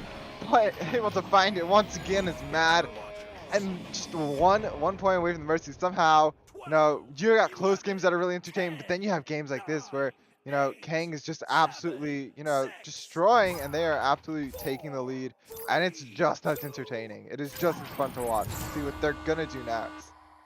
4 minutes left on the clock, as if that mattered. It is going to be cleared here. Sane Wolves with the disc. They're going to try and see if they can get a counterattack of their own going, but no, that is read so well by Zenith. Excellent job predicting that pass. The stack back from Sane Wolves doesn't collect on the first try. They will still pick this one up. They'll get the clear. Look at send in. They've got 2 players coming in. Are able to buy some time and get it up above. That is going to be Narwhal with it behind the goal. And there it is. Finally getting on the board. That is going to be Campspin tucking it in from the backside. Finally able to get something on the board. And they will decrease this lead to 19-2. Much closer. That's only a 3-point difference. It's still only 1 goal. But Sane Wolves desperately needed to put that at bay just a little bit, because, Kang has just been on a rampage. They needed to be put in their place just a little bit here, knowing that even a team that they like this. They can't take any chances in the Challenger Cup. There's a reason they're here, and it's because that they can compete and take points and take rounds off of King. So I mean, I want to see Sane Wolves maybe get a few more through here. As they do send it back on through, it's gonna go back. It's on the backboard, picked up by Loveridge. Loveridge sending it through. It's back to the midfield, back sending down on to Sane Wolves side. This could be some more points here by Strem, as we are back to 1 point before Mercy. This has just been a very, very far away game, but very close to that Mercy, and Sane Wolves just keeps putting it off just a little bit and a little bit. And you know, if they can keep doing that, they can start collecting their own points and start getting up there as well. Yeah. Look, Sane Wolves, obviously a very, very tall order coming in here, right? We know Kangarillas, the team, has been down in the Diamond Division for a little while here, but, you know, they've got their big star, you know, headline players back here. And so coming in, it was going to be a very tall order for Sane Wolves to come in and, you know, take a win off of these guys. And look, I expect that once they've had a little more time to settle down and kind of get used to, like, okay, here is the pace that Kangarillas is coming in and playing at, that they'll be able to, you know, find themselves at least staying competitive, having, you know, a couple more chances, being able to put up a little more of a fight on defense as it goes on. We'll see how that plays out in the second round, because Jack's not able to keep that one out, doing the best with the head. But as is, that is a 24-2 score line. We hit the Mercy mark, and Jinx, what can we salvage from this? Oh goodness. Well, I mean, first thing, I hate seeing those self goals. Oh, it's so painful, so painful to see. I mean, in all honesty, what can you salvage at the moment right now? It's tough to say. When you're up in Master. When you're trying to get up in the Master tier and you're up in the high diamond, saying something like, let's leave a goalie, a perma goal in the back, kind of feels very wrong. But at this point, what else are you going to do? It's just 3 after 3 after 3. There was even a point where Strem pulled the front stack, pulled them up to him, threw it down over to tunnel, and then that tunnel pass turned into a half court 3, almost making it, just bouncing right off the shield. That right there, again, as that was mentioned before, this team knows how to adapt to the teams that they're playing against, and they do it very quickly. And I feel like that was a prime example of them basically using that experience against the team that they're playing. It was just unbelievable to see, just 3 after 3 and stack after stack. Yeah, that's the other piece too. Is the last piece that was really noticeable for me was watching King stacks. You had your front stack that was up and around, but you also had back stack that was right there watching and ready. So I can't wait to see what they're going to do this round. And actually, I'm really, really hoping for the underpup. Okay, maybe that was terrible. I'm really hoping for these guys to take it down. Let's see how it goes. Absolutely. Yeah, wolf pups are absolutely a thing. We'll allow the pun, as it is going to be Strembitsky. Oh, they're moving in quick. They've got a 2-on-2 here. No, not able to connect to Zenith, though. A little bit of pressure coming back from that stack on the defensive side from Sane Wolves, but not enough to take possession back. Strembitsky over to Loveridge. Loveridge to Strembitsky. Stand. That one is going to go in off the head of Jax. 2 quick points for Kang. Had a flash of potentially something was happening there on defense, but not enough to keep it out for long. 2-0 for the Gorillas. Yeah, and I mean, I believe Jax was Jax self goes also the last goal of the last round. So starting it right where we left off, quite literally. Now Sane Wolves has a disc. They are looking to make something happen. Anything at this point, they are going to try sending it down. They don't have the stacks to get to it. They do have one coming in though, but no, it's taken by Strembitsky. Strem has the disc, sends it on over to Mad. Mad looking to get it through, not really feeling the pressure, bounced it off the ceiling, and not going to find its way into the goal. Instead, it's going to find its way down to Squirt. Squirt for Sane Wolves, able to get it, not able to get it out though, as the Loveridge is able to take it, intercepts it, sent it to Strem. Strem looking to get it on back to the back line, all the way to Zenith. Zenith passing it on over to Loveridge, and it looks like they are setting up for an offensive play to just get into this bubble, as it does look like they are going to start it now. Zenith sending it on up to Strem, back to Zenith, Zenith to Mad, and Mad into the goal. There was like 6 passes in a row there. Just confuse everyone in the bubble, and if they won't be able to figure out where that disc is, then you just put it right on in. Yeah, absolutely. Look, when the disc is moving around that quickly, you don't have time to readjust. If you're playing defense and you have to be constantly twisting your head around just to figure out where the disc is, and you're not able to, you know, spend that time to figure out where is the next pass going to be and how do I anticipate it and build a defense around it. With the passes moving that quickly, it's really not providing much of a chance for defense to set up. But hey, Camspin gonna put this one in, second goal of this game. Very critically what they need. They did a good job of moving that one up quickly before Kangarillas could get back on defense. And hey, they've cut this lead in half. Yeah, and I think if honestly if Kang stays like this, honestly I'm not even sure if W has you know they're at the top right now. I don't think W will have they'll have quite a bit of a fight on their hands if these two teams do match up against each other. But I mean, Kang is just doing really well here. Sane Wolves does get maybe get the disc. Yes, they do get the disc. Not for too long there because the leverage is able to get it back on out. But Sane Wolves is able to make a recovery. Not for too long though. But I mean, Sane Wolves is just getting their hands on their disc a little more, and Mad coming in with a few more threes, and you know, Kang don't miss, but Sane Wolves they're starting to get up there. They're starting to slow it down a little bit. They're starting to slow Kangarillas down, and they're starting to get maybe another point on the board here. I really want to see Sane Wolves make a few more plays and get a few more points. Yeah, the problem is Sane Wolves, they're extending, trying to get those points what they can because they know they have to work from behind here. But that's just opening up those 3 attempts, and Kang's not missing them. No one on their team is. Chance here, they're moving in. They've got a chance. It's a 1-on-1 with the goalie, and Campspin will put that one in. Campspin. We haven't been saying the names of a lot of Sane Wolves so far with all the pressure and possession time we've been seeing for Kangarillas, but Campspin is one we have. That's 3 points now. All you know, from contested shots or, you know, behind the backboard shots. They've been able to fairly consistently find that spot. Be interesting to see if Kangarillas adjust to take care of it, or if they just think, you know what, we're scoring every time we have the disc, so you know, why not let them have a few and really only start to change things if their offensive output starts to slow. As is, back to leverage, some good quick passes. Kangarillas have been doing that well all game, keeping it moving, keeping the defense on its toes. Making the save though is gonna be Narwhal with a good stop. Campspin trying to apply some pressure, but leverage says nope, and Zenith is gonna slow this one up and they'll try again. Yep, Zenith sending out over to Mad. Mad looking from behind, finds a few more points. 9-4 now, sending a couple points in. Kangarillas is keeping their lead tidy with a 5-point lead, as that's just enough where, you know, they're not going to be able, St. Wolves isn't going to be able to make just a quick goal and take the lead or even tie it up there. They're going to need at least 2 here, which is, you know, fine. They definitely have shown that they can do that. We'll just have to see if they can do it again, but looks like Kangarillas is going to be repicking it up, sending it on down, gets it here, maybe a 3-point coming through, looks like it, and no, Narwhal denying that. Leverage getting a 2 anyway, as, you know, just a quick little upshot, sending it 4-11. Yeah, that lead is 10-11 forward. We're halfway through the round now. You know, much slower scoring pace than we were seeing in that first round. So, like, kind of like we predicted. Sane Wolves, they come in, they're adjusting to the pace of the game, and they're starting to adjust their playstyle a little to accommodate for it, and, you know, stay ahead of those quick passes and those quick stacks coming in from Kang. They've got this one cleared. They're first to the disc. They've got themselves a 4-and-1. The shot isn't going to connect, and it is going to be Mad getting a piece of that and clearing it out to prevent a second attempt. That great clear to get it all the way out past the midfield to, you know, prevent a quick counter-attack, which is one of the ways Kang has really been capitalizing here, right? They come in, they apply some pressure. Even if the save is made, they're in position to, you know, get that rebound and set up a second shot attempt here. Coming in here, there's a long 3, nearly picked up, but nearly doesn't get you into Master. As that is the 3 coming in from Mad, can extend this to a 10-point lead.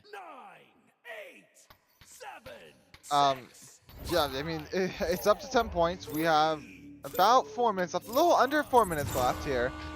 Plenty of time for St. Wolves to make something happen. Definitely proving themselves a lot more in this round and keeping it a lot closer. As they are able to get it down, maybe looking for a few more points if they're stacking them through. Not going to happen. Strem gets the disc. They are, and Strem is looking maybe for a pass on a low. No, goes for the reset instead. Good play. Mad gets it to Strem again, and they are moving it through. Has that tunnel pass, gets it on over, and that's an open 3 right there. Not gonna find it though. You don't see King miss the open 3s too much. Strem coming under and ooh, diving in for the 2. Not able to get it though because Jax is in the goal and able to stop it. It's coming out to the midfield. It's picked up by Xanath again and is looking maybe for a few more. They're looking for their points. Getting it from behind and not able to find those either. And now Sane Wolf. No, not Sane Wolf's getting it out. Kangarillas able to recover it almost immediately and sends it back in for 16. Right, this is what we've been seeing. An offensive chance for Kang. Sane Wolves does get a piece of it. They get the initial stop, but they haven't been able to turn those stops into attacks of their own.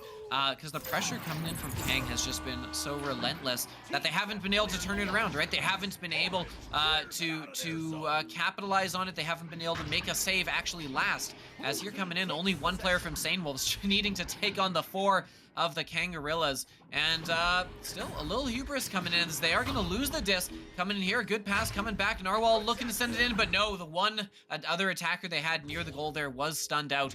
And is going to be cleared out by Kang. Not able to set this one up though. Good backstack coming in from St. Wolves. They'll get this and they'll try to move it back into the Kang zone.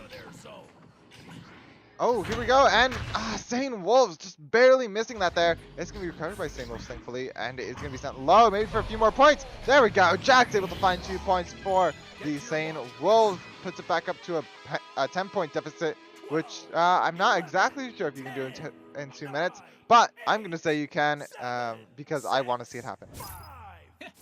And that's exactly what we do here. We are casters, we are gods. We run the show. What we say is truth. Strembitsky with the disc is going to send this one across just before getting stunned. That's going to make its way to Loveridge. Loveridge across to Mad. Mad with some space. Space closes, but perfectly in time, getting off to Zenith, and they're going to reset this one back.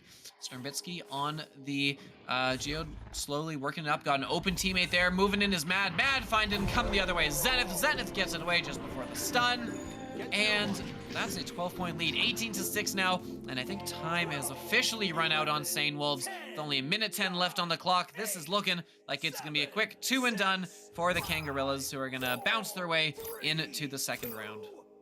They did an amazing job the first round with that Mercy. They did an amazing job the second round. Only difference is Sane Wolves definitely made quite a few more plays here.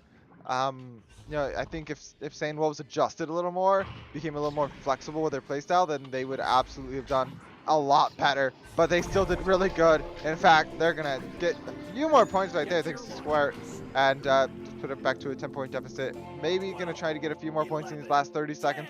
But yeah, this round is just about over. Yeah, 30 seconds left. You know, like, if you're Sane Wolves, I think you go back and you look at this and say, hey, we had a huge round-over-round improvement coming into round 2, right? That was such a quick Mercy, only 2 points on the board for Sane Wolves here. They've got themselves in an 18-8 position. I think there's a lot to look here, and there's a lot of positives to take away from this. Good stun coming in there from Narwhal is going to clear this one out. Maybe a chance for one more score. See if they can tighten up that scoreline, and they will get the steal here. Narwhal taking the shot. No, not able to connect. 18-8 will be your final. Kangarillas are going to take this one in 2 rounds. Jinx, what were you thinking about this one? Oh, that was an absolute blast to watch. I'll tell you that right now. So, I mean, I can talk about Kang and their playstyle, but I want to talk about Wolves a little bit because I feel like watching them in the second round, there was quite a lot to see that kind of changed up and some things that were different. So first things first, there was this zigzag stack play that they started pulling out that I noticed that Kang did not seem to, like, I think they pulled it out at least 3 or 4 times, and they did not seem to, like, counter it very well. Like, they, watching where their stacks were, they went for that initial stack, and then when thank you, yes, when the Wolves were able to basically take it and get that crossover to the other stack, that the stack was left behind. Kang's stack was left behind. So it was really neat to kind of see them get downfield. The only problem there is that they lost it, I think, by just a simple mistake. A bad pass or like bounce off of a geode. And Kang was able to just kind of turn it around and get those recoveries. But I do think that they played absolutely amazing. I think that some of those saves that were made against some of the shots were absolutely beautiful and wonderful to watch. Let's see. take the quick look at the notes. And on the side of Kang, some amazing smart play. Some of the things I really wanted to point out with Kang was the use of resets. There was a point where they came down and Love actually took a shot, just missed the 3, came in for a 2, and noticed that it was an open goal. They could have easily made that 2, but noticed that there was an open player out back, sent that back as a reset, and they ended up getting a 3 out of it. So that right there to me just kind of feels like as a great demonstration of, again, that experience, that recognition of awareness and what's going on inside of the match, and just the overall flow that Kang brings. But I think Wolves did fantastic. I mean, you really can't be upset with play like that against a team like Kang, right? Like, I'd take that, come away and be happy about it. Yeah, absolutely. Like we kind of said all the way throughout, this is not the Kang team that we've seen over the last season or two. This is a Kang team that is fully reformed.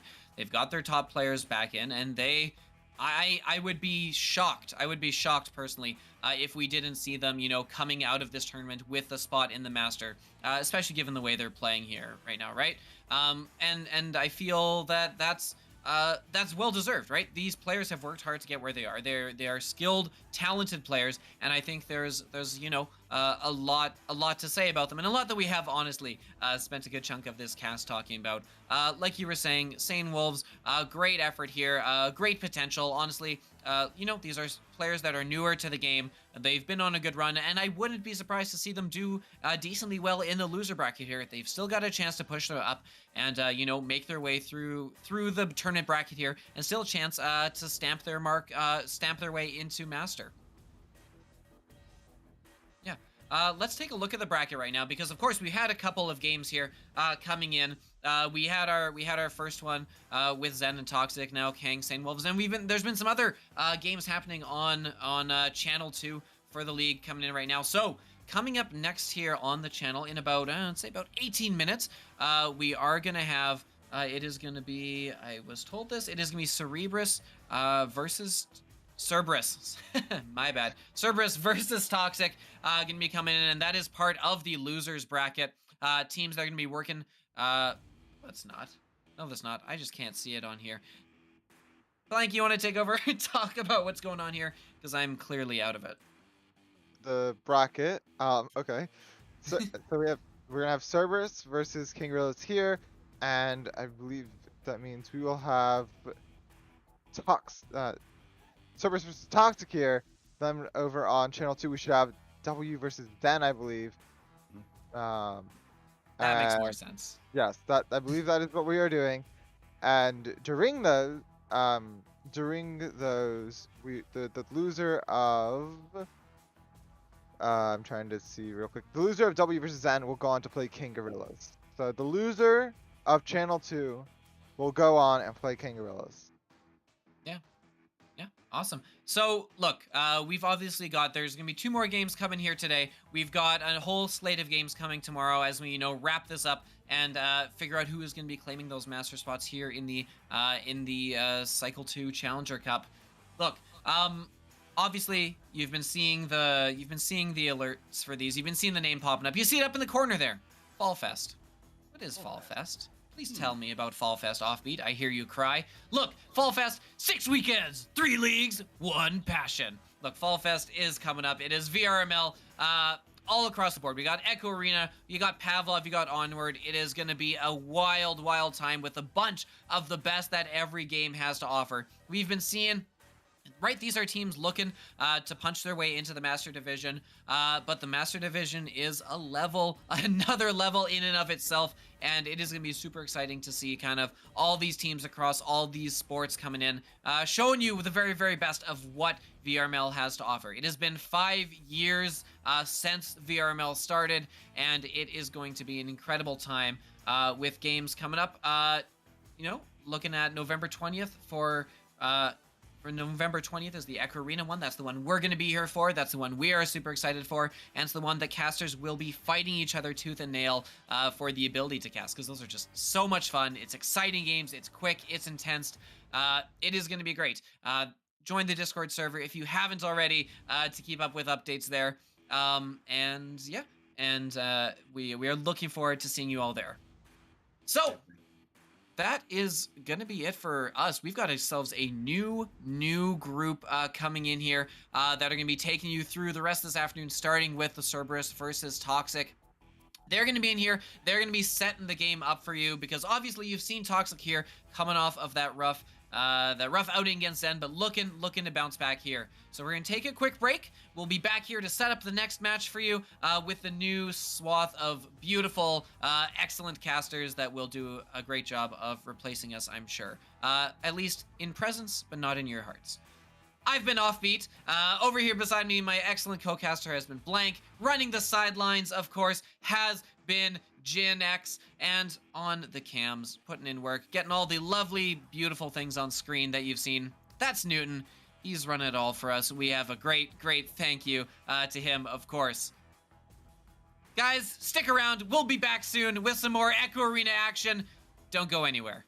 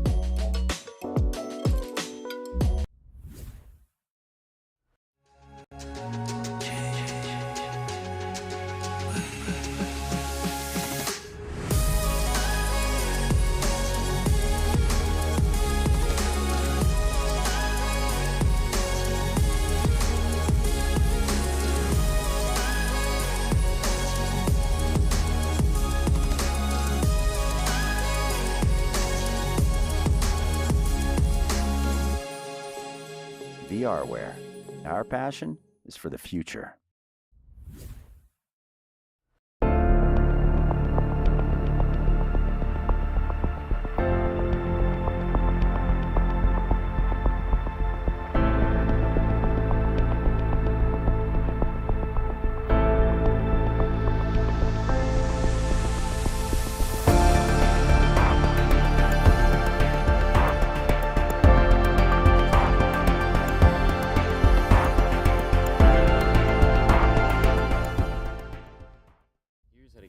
Mini companion app for your Quest headset.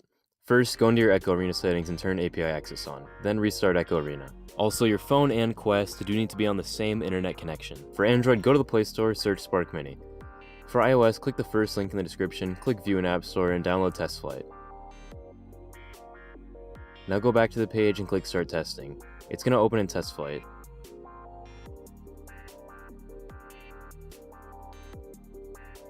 Install Spark Mini and open it. OK, next, start testing.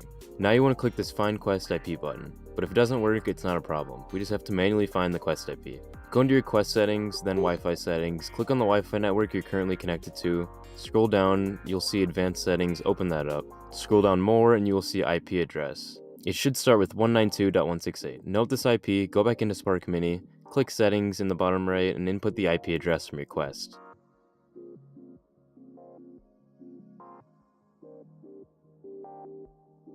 So I'm currently in a private arena in Echo. If you don't see anything here, you need to join a lobby or match. To join Spark Links, go into the Share Match tab, paste your Spark Link, and click Join. Once again, you do need to be in a lobby or match to do this.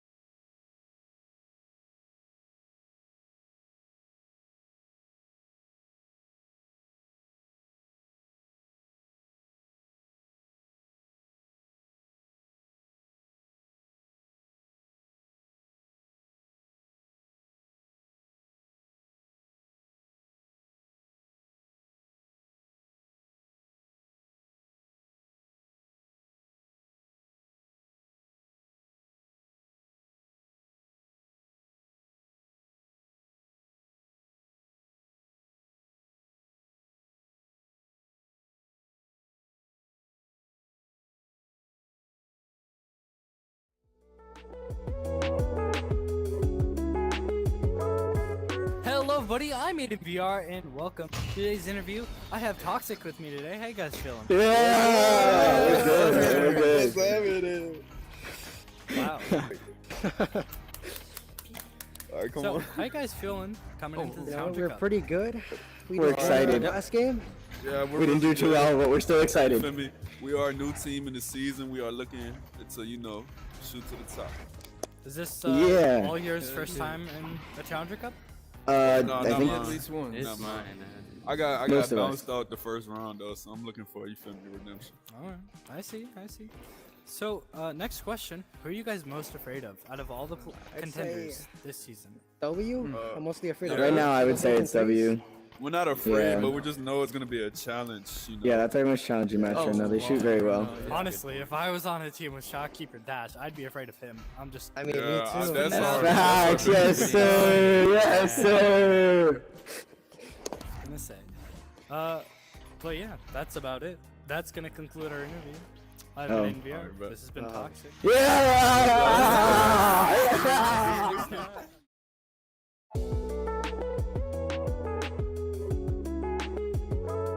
Hello, everybody. I'm Aiden VR, and today I'm here with Cerberus. How you guys feeling? We're doing good. Upcoming Challenger Cup. Scale of 1 to 10. What's the hype? Definitely. 20. Yeah. That's my teammates don't have like neighbors apparently. No. My mom would yell at me. So, next question. Who are you guys most afraid of out of all the teams contending? That's definitely gonna be W. Yeah, W. Yeah. W. Everyone's afraid of W. Only because we're playing them first and we don't want to get out first round. That's a good point. Losers bracket. We might have done That that is also a before. good point. No other teams. It's fine. It's fine. They've just That's a been doing good really point. good. I'm not really afraid of any other team. It's just that I don't like W. I mean, yeah, even if you do lose to W, you got the losers bracket, so you know, there's Yeah, but always you're second lame chances. if you lose first round. Winning You gotta do losers, better you than know? Yeah, winning losers. Alrighty, well, I guess that has been this interview. I've been in VR. This has been.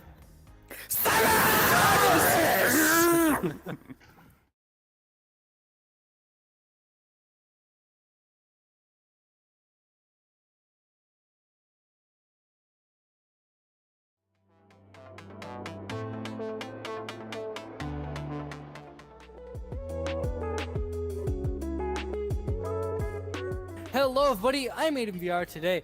We're here joined by Inversion for their interview. How you guys doing? Hi. Inversion. Inversion. Yeah, we invert. He's inverted. Oh my god. And our ginger Alright, boy's so, dead. how you guys feeling about the upcoming Challenger Cup? Not great that ginger boy's dead. We ignore him, but I feel like we're gonna perform pretty well. The only team that I think we might have trouble with is Team W, because they're really fast and we're not fast. What about Kang? Everyone's scared of W. W's scary because of their man. Their man coverage is really good, and their stacks. Yeah, just W and like Kang, because like Kang plays really slow and like they pass a lot. And like Yeah. W plays really fast and they stack a lot. They're like complete opposites. So Yeah. if they go against one and then try to go against the other, it's gonna be really weird. And then we'll get like caught up in the mix of everything, and but we'll just outskill them and be better. That's how we're gonna win. Okay. That's the plan. Final question. Out of all the matches you've played during the season together, who do you think put up the biggest fight? What about when we played like Hot Drop before they were in Master? That was a hard match, and then I'm playing against Hex or Every Key Ascertain now. They were pretty hard to beat. We played. Then we play them like back to back too. Something like that. Yeah. So those two were the most challenging, but also the most fun because challenging is fun. All right, cool. This concludes our interview. I've been in VR. This has been Inversion. We'll see you in the arena.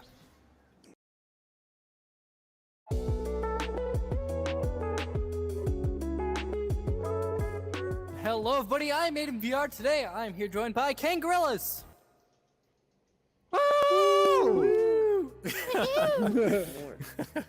All right. So, how you guys feeling coming into the Challenger Cup? Been here before.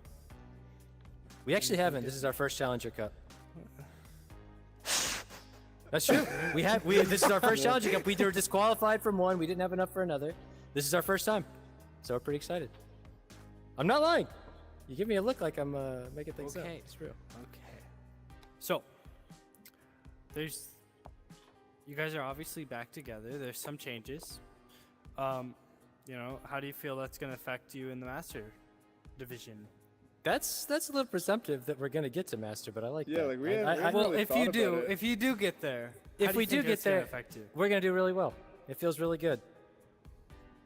Sorry. Yeah. That's Yeah, about all I Strem being got. back on What the he team. said. How you feel about Yeah, that? Strem's good. Yeah, we've been fighting like before. It's nice. Strem's good.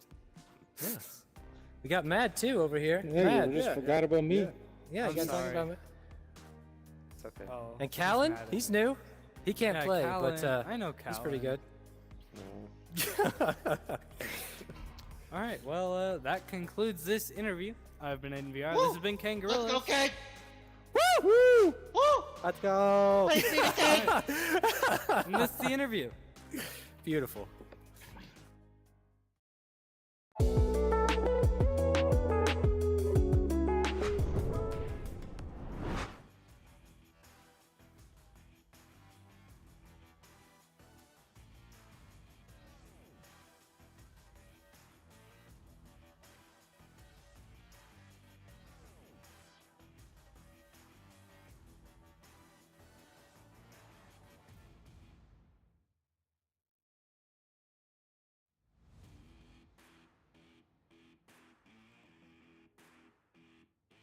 Hello and welcome back, whether you're joining us here on the VR Master League Twitch or in Meta Horizons. Welcome, welcome. My name is Psychaotic, and with me in the booth is Jeep Girls. Doing some sideline is going to be Banna, and on the cams is Newton Dad. A little bit of a crew change here, but we are here, and we've got a great match for us. Jeep Girls, how about you tell us about it?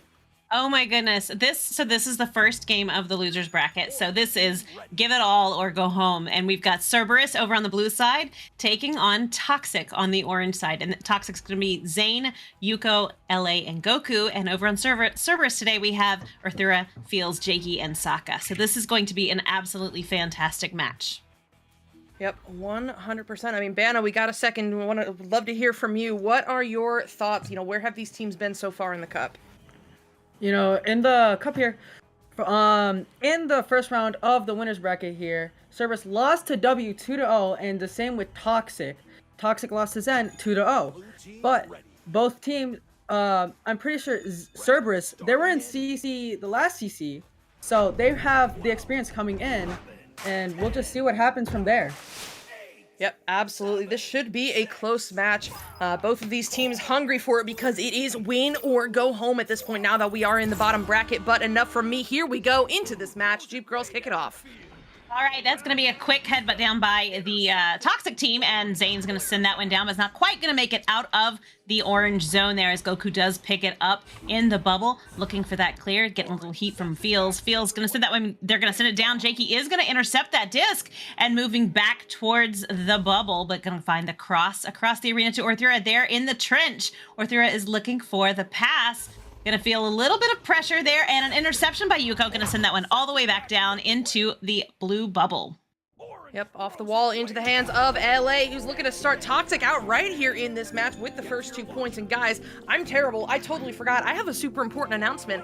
Over the next hour and a half, Sir Dimwee will be in chat at some point with Nightbot to give away a HyperX Alloy Origins keyboard.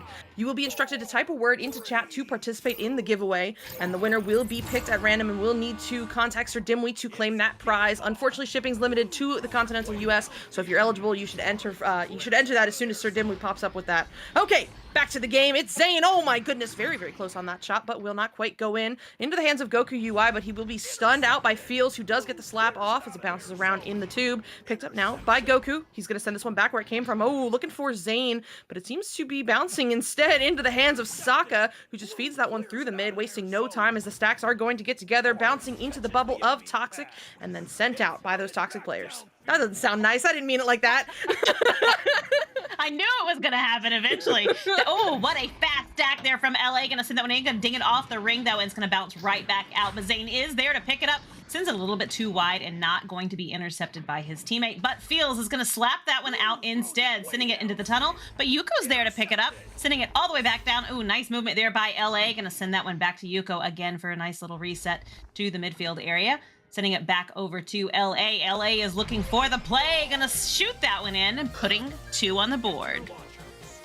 Oh, that is quite funny. Zane providing the assistance there with the headbutt and stealing the goal from his teammate. No, jokes aside, but that will go in off the headbutt for the 2-pointer here for Toxic. So they are out to a solid start of a 4-0, but plenty of time left on the clock. Here comes Cerberus once again, or through it as the QB. Stopping at the bow tie for just a second. That stack is lurking, but he will get the pass off over to Saka. Back to Orth now. Orthura looking for something under pressure, looking for Jakey, but instead that is going to be a turnover as it is recovered by this Toxic stack. Toxic stack indeed, but you know what? They steal it back. Feels with the disc and send it all the way into the goal with Orthura leading that one in. Good stuff there from Cerberus. I mean, I thought that Toxic had that one through, but they were quick to pounce. A great dribble, and that goes in for the 2. So now, just a 1-goal match here, and over 7 minutes remaining here in round 1. As a reminder, this is a win-or-go-home match. We are in the bottom bracket, so, you know, round 1, super important here for setting the tone of the game. And oh my goodness, what a read there from Fields! Getting the stun, driving in, looking for that backboard shot, and that will go in for the 2. We are tied at 4. We are. Wow, that's exciting to be we're just 4 minutes in, not even 4 whole minutes in, and we are 4-4 tied between Cerberus and Toxic. That is remarkable play. Some very well answered goals there by Cerberus, and that's going to be Joust advantage going back over to Toxic now as they come out quickly to grab that disc. Gonna send that one down to LA really quick. Gonna pass it back up to not quite anyone, but that's okay. Somebody's gonna get it, and it's going to be Cerberus, but they do lose possession as getting sent out, and that is a free disc right there. Goku does pick it up and is gonna look for the pass to get that disc back out of the blue end there. Not quite going to make that happen though, and Jakey is going to sink that one in with some moves. Listen, I don't have comms on, but I have played with this team before, filled in for a couple of scrims. I'm sure I can tell you Jakey was screaming at Orthura, go, go, go! And they make it work for the 2 and get themselves on top now here, 6-4. But now, okay, it's going to be Toxic looking to answer back. That pass will go to LA. Down low cross, looking for Yekuo. Yek moving this one up on the floor, finds this cross over to Zane, but oh no, who put that Geo there? That's going to bounce off the Nugget instead, but the slap will get off, looking for that reset. Saka getting a hand on it just to keep it away from Goku there, and yes, this will be a turnover for Cerberus. And that is going to go all the way back down into the bubble. Going to overshoot it just a tad, but hey, Orthura is there to pick it up. Nope, gets stunned out, and we lose possession. That disc is anybody's still, and that's going to be Zane picking that one up, sending it all the way back down the midfield. A quad stack coming in from Cerberus, though, trying to get to that disc. They're not. Oh, there we go with a nice stack coming in, and that is going to be a shot, but it's not quite going to make it in, and Saka's going to pick it up. Changing possession so incredibly quick, lots of stunning going on. Everybody is hungry for this disc tonight, and they certainly want the point, and that is going to be Yekuo sending that one all the way into the blue bubble where Fields does pick it up, and he is looking for the play down the arena and finds it right there with Saka. Yep, finding Saka. Saka sending this one through the tunnel. That's looking good as it bounces all the way into the bubble, but that is where LA is waiting. He gets the grab on that and looks to send it out, but oh no, bouncing back into the hands of Zane. Zane now finding this one all the way through. Oh my goodness, almost in the goal, but off the shield instead and into the hands of Saka for Cerberus. Pre-stacked here, looking to just send this one through as it bounces off the wall. Now down low toward the bubble. We're going to see a stack race. Who's it going to be? It will be LA for the side of Toxic. That disc is going to be right there into the hands of Yekuo, and that's sent back to Goku for a nice reset. Going to send that one all the way through the tunnel, down into the blue zone down there, and Yekuo is going to pick it up one more time. Crosses it up to LA. Not quite going to make that grab, though, but Orthura is going to send that one all the way back down through the tunnel, making a solid clear. Jakey does pick that disc up, sending it, but it's going to go a little too high and not quite get in there. And he's going to take one more shot because, you know, you always get second chances, and that's going to be Saka with the goal, stretching that to a 4-point lead. There from Jakey on the wall, waiting for those lanes to open up before hitting Saka on the backboard, and that is all she wrote as Saka puts in the 2. Cerberus now on a run of 8 unanswered points. I mean, down 4-0 early in the round, but now they are on top. Let's see how Toxic plans to answer back to that as Goku is the QB, sending this one over to Zane. Zane walking it forward, playing cautious here, keeping an eye out for the incoming pressure, and seems to have faced a roadblock here in the form of Saka, but does get that one through to Yekuo. Yekuo taking this one to the ground before hitting that reset back to Zane. Now up high, looking for the cross to, looking for Goku, but finds Ortho instead, who will feed this one through for the waiting stack off the back wall. Looking for Fields, connects with Jakey instead. Jakey on the wall now, and that is where he is dangerous, but oh my goodness, what a save! Zane telling him a no, keeping that one out of the goal and getting it out of the bubble, but now it's Cerberus once again. It is Cerberus as Saka brings that disc right back, not feeling too much pressure yet. Gonna send that one up high to Arthura. Crosses quickly over to Jakey. Jakey moving towards, oh, what a play to Saka. Saka gonna sink it in, stretching that lead to 6 with just a couple of minutes left on the clock. Yep. By 6, I mean, there is plenty of time here for Toxic to put in 3 2s to tie this one up, but, you know, once we start getting under that 2.5 minute remaining, that is where they have to start looking at the clock and making sure it doesn't have to be 3s. It's going to be Goku as the QB. Oh, sending that one to LA, but Fields with the pocket pick, and oh, so close on that shot, but it will be a little bit off. Gets back to it on the ceiling, open goal once again, but that one not quite going to work either, and this time it bounces into the hands of Yeku, who finds that quick cross over to Zane. Zane eyeing up this shot. It will be a little bit high off the back wall, bouncing out of the bubble into the hands of Goku, and that's big there for the side of Toxic as they finally find a way to get back on the board and get this game to just 3. Wow. I you know, that's quite an answer, quite a response there for Toxic to come back with that nice 3. They're just 1 goal away with 1.5 minutes left on the clock. You know, we've got a lot of people hanging out with us over there in Meta Horizon. We're so happy that you're here. We also have friends that we have been watching for a while, have been watching these matches with us for a while. So Deb South and J-Dub and Yaya, they're, you know, all in the house tonight supporting, which is so super fun to see players in the Twitch cheering each other on, which is really nice and remarkable. So that's going to be Yuko, okay. Yep. That's right there. Toxic with the disc. It's going to lose possession to Saka. I've been saying it, and then I lost it. Saka going to send that one all the way back down into the trench area there where Othra is there to pick it up. Going to send it wide, though, and Fields is going to come back in for the grab. Sending it to Orthra. We're going to seal another one there. It's really stretching that lead out with just a few minutes left. Oh my goodness, 19 meters a second from Orthrua. Great shot as that goes in for the 2, and I do believe it will basically end out the game. No, we're not out of mathematical, but it's going to be real close, and one of them has to be a 3. Let's see, as Goku will send this one to LA, but he's going to lose that one to the Cerberus stack. Bouncing instead into the hands of Jakey, just sending this one into the bubble, hoping to find a teammate, and does find Orthrua. Going to have a bad angle, though, as he drives this one in. Will find that bottom pocket for the 2, and that will do it. Cerberus taking round 1 here against Toxic.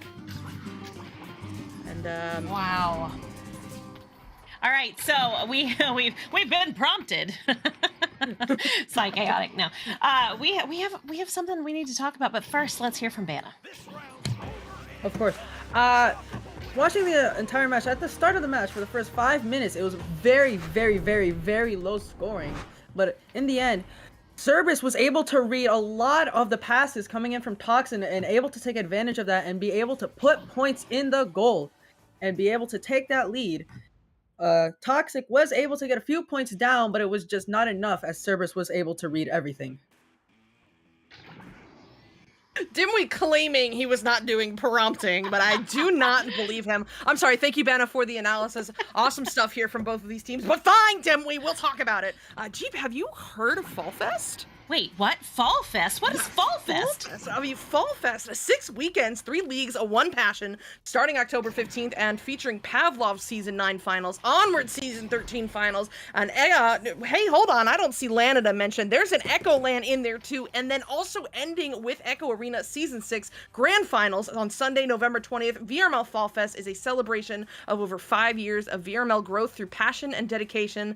More details, including detailed schedules and stream locations, will be available in the coming weeks, but keep your eyes open because there is so much competitive VR action coming to the VRML channels very soon.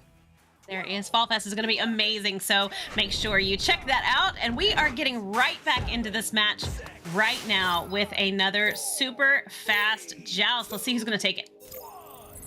Yep, we shall see, and it's going to be, oh, I thought it was going to be Cerberus, but Toxic coming out of nowhere with that headbutt. Solid stuff. However, the backstack will misread it, bouncing instead into the hands of Zane. Zane looking for that quick pass over to Goku. That will connect. Down low now, looking for LA, and oh no, takes a bad bounce, and it will be slapped away by Cerberus, but not cleared. That disc is going to be in the hands of LA, who is going to look for the player on the back wall. Zane going to sink that one in to put Toxic on the board first here in round 2. Callan, you can't just say things like that and not tell us what's going on. I mean, hey, you're now the unofficial reporter. What's going on in the other match? Check in with us, please. But going on right here, actually, is 2 points on the board for Toxic. Starting this one out right.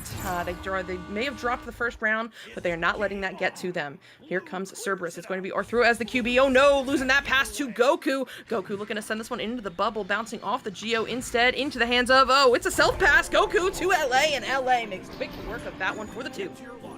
Okay, I just peeked in, Psycho, just to see real quick, and Zen just took the win in overtime. So, there we go. Really? All right. Yes. I don't know the scores, but I can't read them. They're too small. But yes, they did. They took the overtime win, so kudos to them for there. Cerberus coming out quick here with the joust advantage. Gonna grab that is Orthura. Gonna send it over through the tunnel there to Sokka. Sokka is getting a little heat from that stack, but they're going to get it back through the midfield, and Orthura does pick it back up as they tried to send it back through.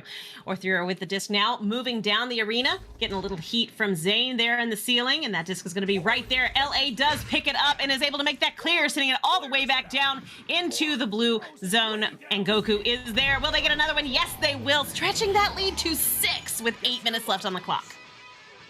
The camera feed pulled up, but I certainly hope, oh my goodness, what an angle there from Goku. I hope we are all able to appreciate that one because I did not think that was physically possible. But Goku finds a way to bounce it off the inside of the ring and into the goal. Oh my. Toxic off to a very solid start here, 6-0, just over 2 minutes into this round. But now here comes Cerberus. It's going to be Feels working his way through. The stack seems to be retreating, giving Feels a little bit of time and space to get this one to Sokka. Sokka looking to send it back, but oh, Yakuo, the defensive god there, going to get that interception and get this one sent away. Sent away indeed. I did check back, by the way. I was mistaken. They did win the round in overtime, but it was the round, not the match. So that game is still going on. They are starting round 2 right now, so it's not over just yet. We're pretty much in target, right? You know, neck and neck time-wise. Feels with the disc now, going to send that one into the bubble, and Jakey is there to make that grab. Looking for a pass, just taking his time, walking down the arena, out for a little stroll. You're on a nice, lovely day in Echo Arena. Still holding that disc, gonna send it across to Sokka there in the midfield, gonna send that one all the way down into the bubble. Who's gonna get it first? It's gonna be LA. LA gonna make that clear and send it all the way back down through the tunnel and into the popcorn area. Yeah, quickly recollected here by Jakey, who just sends this one into the toxic bubble. Looks like it will be Feels there first, doing some moves. Oh, trying to force that tight angle, but not quite able to make it work. However, Orthua gets the pickup, sends this one to Feels. Pocket picked by Goku. Oh my goodness, what a jump there. But he does get there and gets this one sent through the mid. Stack is waiting here for Toxic. This could be points, but oh, what a leech there by Jakey. However, it is not enough to keep Yakuo from getting that shot off the backboard and in for the 2. You know, I have this feeling, Psychotic, that they have been told that third rounds are our favorite. So I think that's what they're jonesing to give us a third here. That's going to be Joust advantage coming out for Cerberus. 6 minutes, 20 seconds left on the clock. They are down by 8 in this round after taking round 1 pretty solidly. That's going to be a quick send over to, well, that's going to be intercepted by Goku and sent back down into the bow goal. Sent back down to the goal, into Zane's hands, and just popped it right in there for the 3. Lovely goal indeed, but stretching that lead by 11 points. I mean, I'm not sure really what's going on here. I don't know if it's, you know, Cerberus just struggling to execute like they were last round, or maybe Toxic is just on it right now, but whatever it is, there has been a whole shift of momentum in the favor of Toxic. Is what they get another steal! LA reading that one, picking it off the QB and converting it for a quick 3-pointer here for Toxic. Now, Psychotic, now, would this be a good time for a pause? Okay, you know what? Hot take. I'm gonna say no. I mean, no? 5.5 minutes remaining, 14-point differential. Like this could just be over. And at this point, maybe you just recollect yourselves to get ready here for round 3. It is, you know, it's pretty unavoidable at this point. So save that timeout for if you need it for round 3. I don't want to call this round a wash because that's a bit harsh, but Cerberus needs to figure it out. They've got to push through this. Maybe this is where they start trying some new strategies, some new ideas to test the waters. But as I'm blabbering on and on, Saka swooping in to get that 2-pointer and finally get Cerberus on the board in this round. Oh my goodness. Post Dash is asking if this is elimination match. Yes, it is. Whoever does not win this match is done for the weekend, but that's okay. They'll get another chance next cycle as they can work their way back up one more time. LA with the disc now going to send that one across the arena and down into Yakuo's hands. Yakuo sends that one over to Zane on the wall. Zane moving towards, nope, gonna back it back out, sending it for the reset to Goku. Goku now moving towards the goal, getting a little pressure from Cerberus, and they do force a little bit of a quick pass. Able to make that send and send it all the way down with the stack there. Feels gonna send that one in. A nice long bounce shot, 3-pointer, shrinking that lead step by step. Do the players in the arena know that you don't get extra points even if it's like a really crazy angle? Because like there's been an absurd number of them in this round alone. Crazy stuff coming out from these teams. But Cerberus inching their way back with that 3-pointer. But now it is going to be Toxic's joust. LA picking this one up and sending it through, connecting with Zane. Zane, oh, looking at that open goal, trying to make that one work off the backboard, but no good. However, it will bounce into the hands of Goku, so they keep the possession. Under some pressure here, needs to find something and doesn't like what he sees forward, so he'll hit the reset. Will hit the reset, but gonna send that one back to Goku right now. Goku moving towards the bubble, into the bubble, trying to take them all on by himself, but not quite gonna execute that. But Zane finishes it off. Stretching that lead to 11 points. Wow.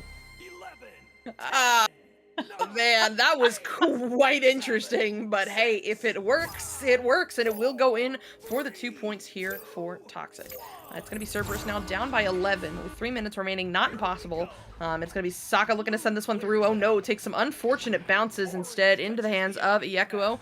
Under some pressure there, just sends this one through, bouncing high off the ceiling, off the cloud, and we will see a stack race forward if we can get some stacks together. Some misreading going on, but it will be Saka there first. However, intercepted by Zane, and looking to send that one into the bubble. However, it's going to be in the hands of Jakey instead. Jakey up to Feels through the mid. We're going to see another stack race as this bounces into the Toxic bubble. This is looking good, and oh no! Was that off the head? Just about. It appeared, yeah. Oh, that is really unfortunate, but Cerberus will not find points there. They will not. Oh, well, they might. It's not over yet. Orthero's going to grab that disc, sending it back down off of the shield there, and trying to get to it is Orthero once again, but Yakuo is going to pick it up instead. I swear. I love these players dearly, but some of them with their names are killing me tonight, and that is going to be LA. That one's easy to say. Putting that one in for the long 3. Oh man, LA catching that stack in transition there, identifying that open lane for just a second, and makes quick work of it for the 3. So now Cerberus down by 14 with under 2 minutes remaining. I mean, I think at this point we are out of mathematical time, but let's just see if they can get, some souvenir points, some momentum points, whatever they need to go into round 3. As, oh, this is looking good, but no, it's Toxic on the scene first. Zane getting this one picked up and sent away all the way through the tunnel, but the waiting backstack will track it down, and now it's in the hands of Orthero. Thero's going to send that one all the way down into the bubble. Quick stack coming in, but they overshoot it slightly, and that's going to give Yek a chance to send it back. But Jakey is there to pick it up. Sends it down to Orthero on the ground there. Looking for the... Oh, there we go. Looking for Feels. I thought that was going to be gentle and just done, but, added a little flair to it in true Feels style. I mean, yeah, that defensive player flying out. I thought it wasn't even going to go in, but Feels finds a way to make it work, moving off that ding ring to get that one in. So now 1 minute remaining, and Toxic comfortably in the lead here, 19-7. They're just looking to put some more points on the board, as this will be sent low now to Yek. Yek over cross, finds Zane, driving his way in. One defender in the bubble, but he tries it anyway. Jakey telling him absolutely not. Get out of my house, and sends this one clear through the mid.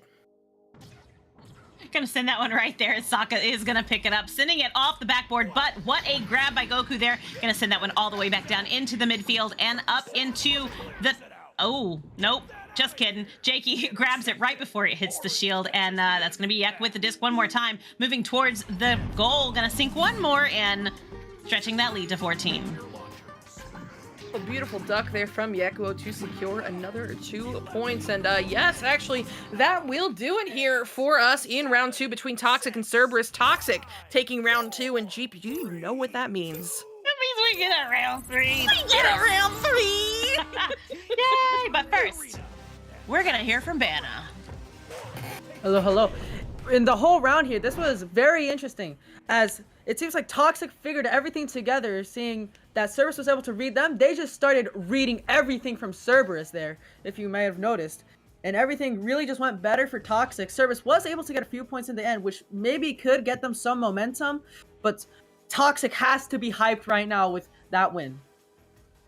Oh, absolutely, I'm sure. 100%. So, you know, we always talk about how between rounds 1 and 2, teams come back and it almost looks sometimes like totally different teams. And that's certainly what happened here. You know, Cerberus took a really strong lead there in round 1 and Toxic took it back in round 2, not only back by 7, but they doubled it to stretch that lead to 14. So round 3 is going to be very interesting. I really hope that we see a lot of back and forth between them. And, you know, I wouldn't be upset if we got an OT, but that's just me. No, I think you're spot on. You know, sometimes, you know, coming out of a round break or timeout, we see 2 totally different teams. And I mean, no disrespect with this. I love the guys on Cerberus, but I think they fell asleep at the wheel a little bit coming into round 2. I mean, had that epic comeback in round 1. Thought they were, you know, floating on top of the world, and Toxic, you know, showing them that is not going to be the case here. And though they, you know, they went down by 14. I kept an eye on the exact numbers. They went down by 14, and the final score ended up being 19-7. So Cerberus finally woke up in that second round, and we should see a very solid round 3. We should. We're going to see that right now. They are going to come out swinging, and that's going to be Fields with the disc. Loses possession for a second, and Jakey does pick it up right there as he inverts. Moving down the arena, a lot of heat coming in. Zane trying to stun him out, but he's able to get that disc off to her thrower. Thrower up to Sokka. Sokka moving towards, going to get picked by Yek. Going to send that one back down into the midfield, and it will be a stack race maybe to get there. There we go. There's the stacks coming in now. Jakey and LA going to fight it out for that disc in the trench, and it is anyone's disc right now. Yep, now into the hands of LA for Toxic. They're working their way in toward the bubble, hitting that low cross now to Goku. Goku on the shield, maybe looking to do it himself. Oh, all of the pump fakes and then through the hands on board through it. You hate to see it, but Toxic will find themselves on the board first with that 2-pointer. All right, so this is starting off reminiscent of round 2, which would be great for Toxic and bad for Cerberus, but we shall see. We're just getting started. We got plenty of time. Joust advantage going to Cerberus now as they do come out, quickly slapping that disc. Orthura does to Sokka there in the tunnel. Sokka gonna send it down to Jakey. Jakey moving down the arena, not getting a whole lot of heat just yet. Taking his time, has the opportunity to look for the pass. They're not going to pressure him just yet. Wow. Interesting. Orthura now with the disc. Going to find the play across the arena to Jakey, but Zane making a killer steal right there in front of the goal. Going to send that one all the way down off the backboard to Yek, who's going to sink it in, stretching that lead to 4. Man, I am still stuck on that read from Zane. Hopping out of goal to the cut. Oh my goodness, Zane knows how to read. But great stuff there. You know, the assist to Yekuo then, and Yek putting that one in for the 2. Just all around awesome stuff from Toxic. But plenty of time left on the clock, and now only down by 4. Here comes Cerberus. It's going to be Sokka picking this one up in the tunnel, sending this one low cross, but oh no, a little bit too far in front of the intended recipient. So instead it is going to be Goku tracking that one down, but not able to get the clear as Orthura sends that one back in. It's Jakey down low. One more cut to Fields, and Fields secures the 2-pointer here for Cerberus. Nice to see them on the board pretty quick with a nice little response goal there. And, you know, just being down by 1 goal is not bad. 7 minutes, 43 seconds left on the clock. Plenty of time. This game can go either way, and I want it to keep swinging. I want to see 1 goal after the next. Back and forth. Those are the best. Goku now with the disc and send it over to LA. LA going to quickly get that disc off, sending it down to Zane. Zane going to cross the arena to Yek on the floor. Going to send it back for a nice reset to LA. Going to cross that one backwards to Goku. Goku going to move towards the bubble, finding LA, but Orthura is going to grab that disc and send it back down. Going to hit the Geo, though, and get stuck over there in the trap area. Yep, stuck in the trap, but now on through, bouncing off the popcorn into the hands of Fields. Fields now looking for that deep pass. Oh, it connects. It's with Sokka pushing his way into bubble. Oh, no. Taking the shot on 3 goalies. Almost finds its way in, but instead off the ding ring, but not cleared away as Jakey is on the back line. Now sending this one to Fields. Fields on the nose. Playing this one cautious, doesn't like what he sees, so he will hit this reset back to Orthrua. Orthrua working his way up now on the bow tie. LA is lurking there, now applying a little bit of pressure, but backing off. Orthrua inching closer, looking for something, finds this bounce pass over to Fields. Fields looking for the bounce shot, and oh my goodness, the precision on that one, the angle to the top pocket, beautiful stuff, and Cerberus ties this one up. That was wild. When you could see his face as he was bouncing it off the ceiling, and I was like, is he seriously going to make a bounce pass off the ceiling? I mean, he was right there. Had to get it over that defender, though. That was a very, very smart play indeed, as Toxic's going to grab that disc coming out. And that's Goku sending it down to LA, quickly passing it down the arena into the bubble. They do have a stack going in. Will they be able to get to it? No. Jakey's going to send that one back out. He was in the right place at the right time for sure. Sokka sends that one all the way down into the orange zone there, but Goku is going to pick that one back up, looking for the pass. Going to send it down to the midfield, but is not going to connect. Bounces off of the Geo, and he does take possession of it anyway. Sokka and Goku are fighting it out to get that disc. What a decision there by Sokka, getting that stun before going after the disc. And hey, it pays off as it is bouncing around now, was in Cerberus possession, now loose, up high into the hands of Jakey, doing some moves to keep it away from the defenses. Oh, that pass intercepted by Yekuo. He's been killing it on defense. He sends this one through. It's LA looking at that goal, but Jakey's like, really? You're trying that here? Great save from him as he now looks to get this one sent up to Orthrua. Oh, that one's going to go off the backboard there, and Orthrua is going to pick that one up, sinking one more, taking the lead with 5 minutes left. Orthrua, you're joking, that angle! Oh my god! Cerberus has woken up. They are here to play, and they are now up 6-4. However, Toxic has been killing it all game, and you know they're going to keep continuing to do so. Down by 2 here in round 3. Here they come. It's going to be Goku as the QB, sending this one to LA. LA over cross finds Yekuo. No pressure just yet, as Yek now backs this one out to the nose.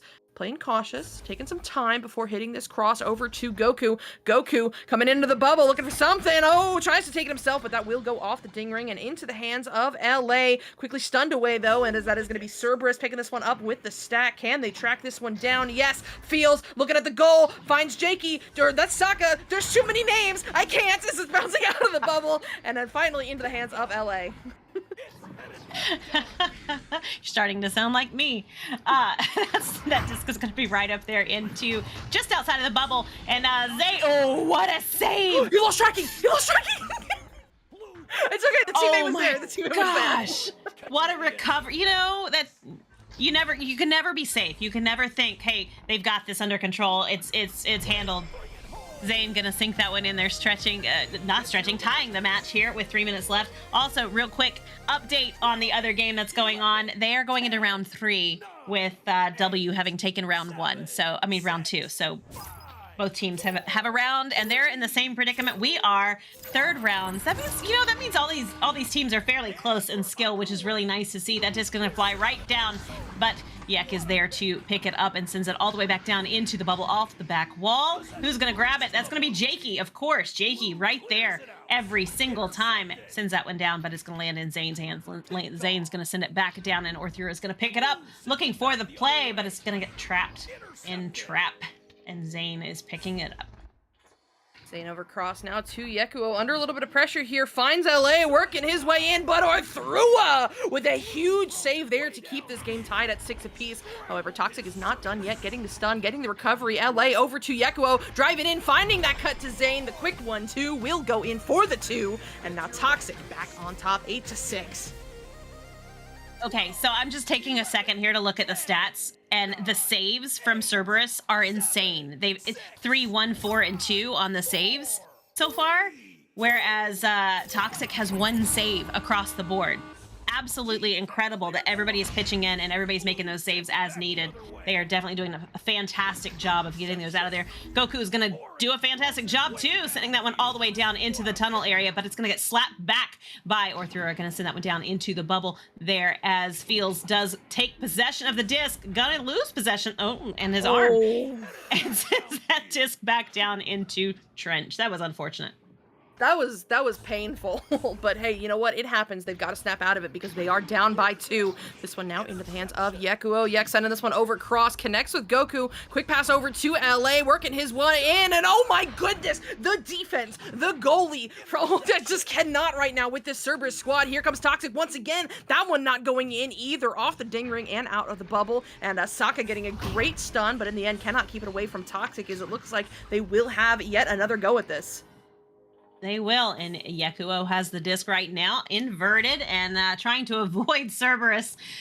You know, Cerberus is a 3-headed dog, right? And they are definitely playing tonight with a lot of attack and a lot of defense, which is really super cool. Yekuo does have that disc still, though, as the defense does chase down LA over there. Looking for that pass, not feeling too much heat from Cerberus right now, and gonna make that pass down to LA. LA now with the disc, gonna send it back to Yekuo on the disc, in the midfield. I can't.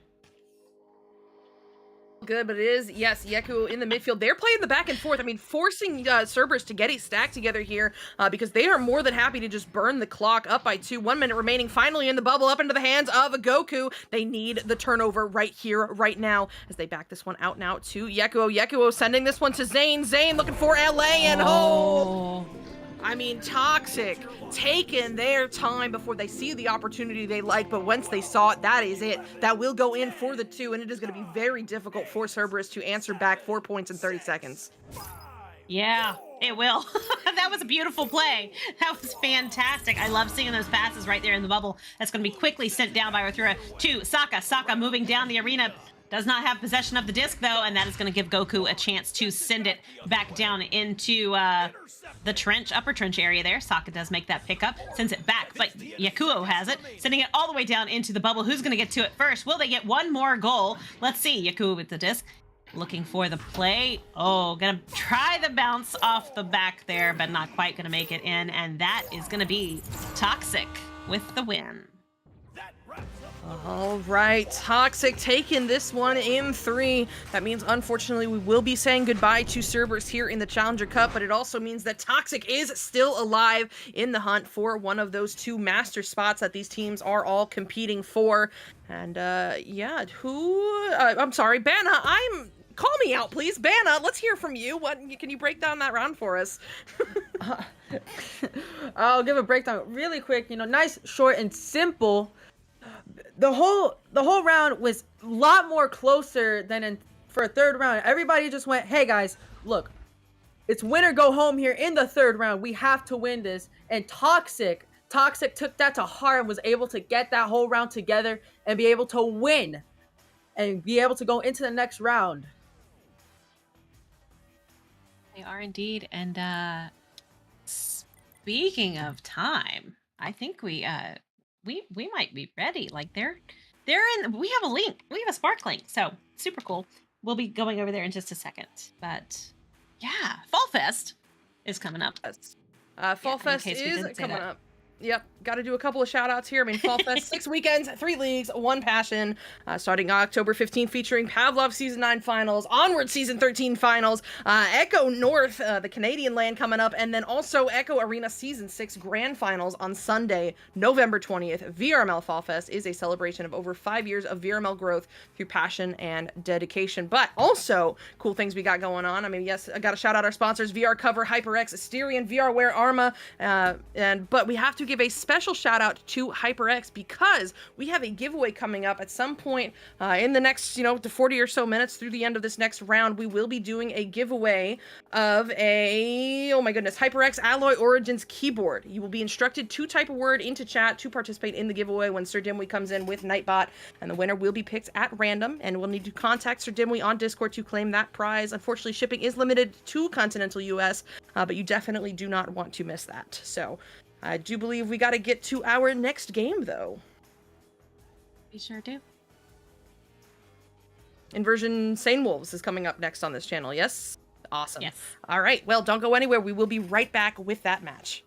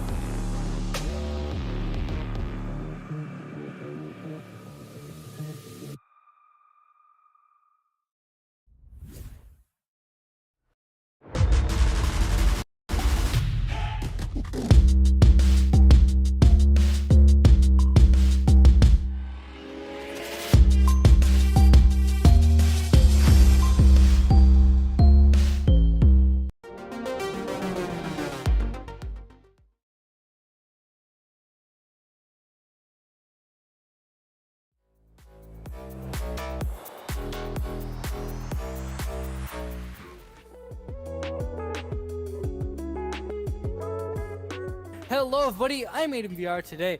We're here joined by Inversion for their interview. How you guys doing? Hi. Great. Inversion. Inversion. Yeah, we invert. He's inverted. Oh my god. And our ginger Alright, boy's so, dead. how you guys feeling about the upcoming Challenger Cup? Not great that ginger boy's dead. We ignore him, but I feel like we're gonna perform pretty well. The only team that I think we might have trouble with is Team W, because they're really fast and we're not fast. What about Kang? Everyone's Yeah, scared Kang is of W. crazy. W's scary because of their man. Their man coverage is really good, and their stacks. Yeah, just W and like Kang, because like Kang plays really slow and like they pass a lot. And like W plays really fast and they stack a lot. They're like complete opposites. So if they go against one and then try to go against the other, it's gonna be really weird. And then we'll get like caught up in the mix of everything, and but we'll just outskill them and be better. That's how we're gonna win. Okay. That's the plan. Final question. Out of all the matches you've played during the season together, who do you think put up the biggest fight? What about when we played like Hot Drop before they were in Master? That was a hard match, and then I'm playing against Hex or Every Key Ascertain now. They were pretty hard to beat. We played. Didn't we play them like back to back too? Something like that. Yeah. So those two were the most challenging, but also the most fun because challenging is fun. All right, cool. This concludes our interview. I've been Aiden VR. This has been Inversion. We'll see you in the arena.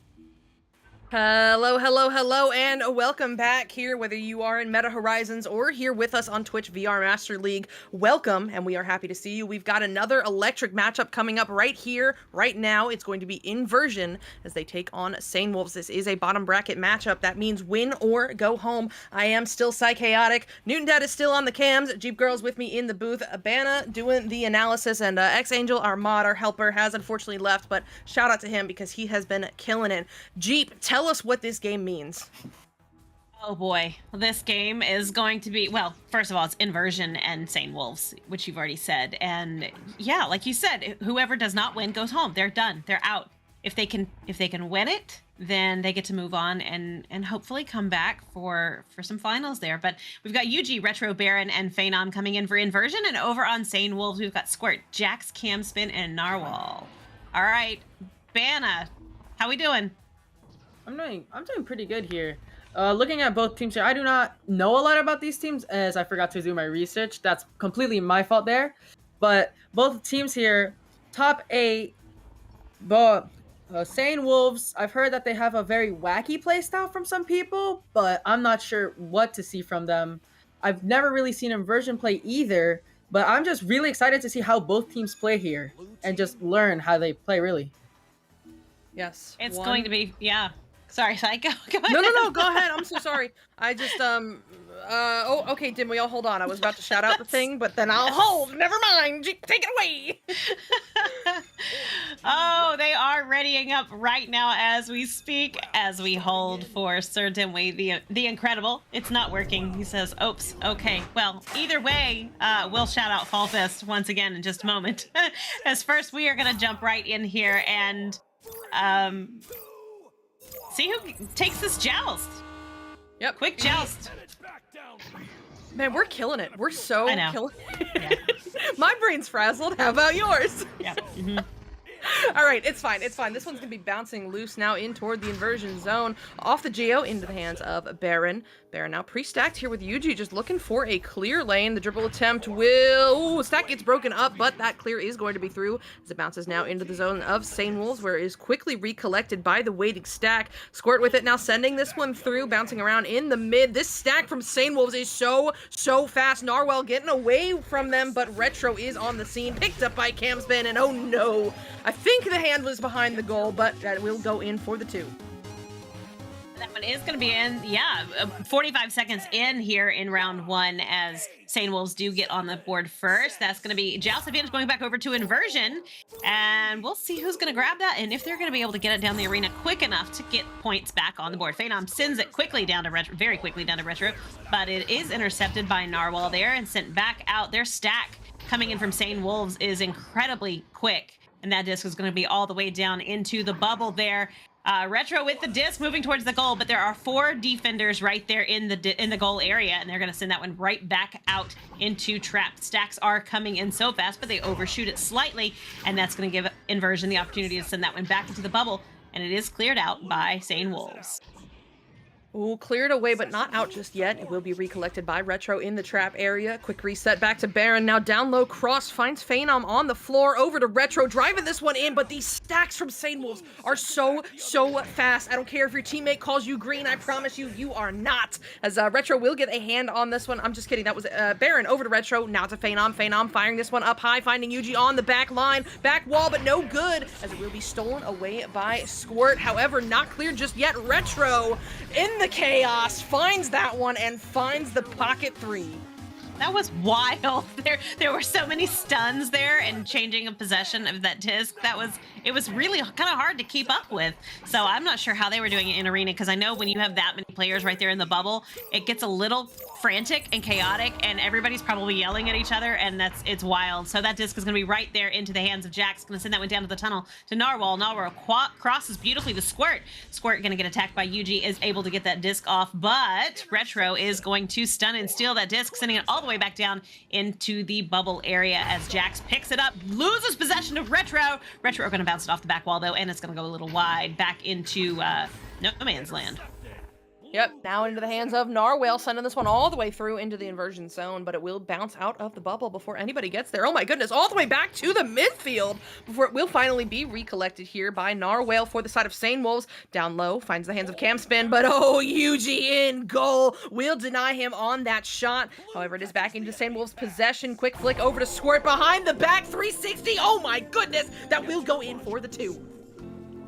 Will taking that lead now just by 1 point with 6 minutes 47 seconds left on the clock. We do get a pause. By Blue. That's Sane Wolves.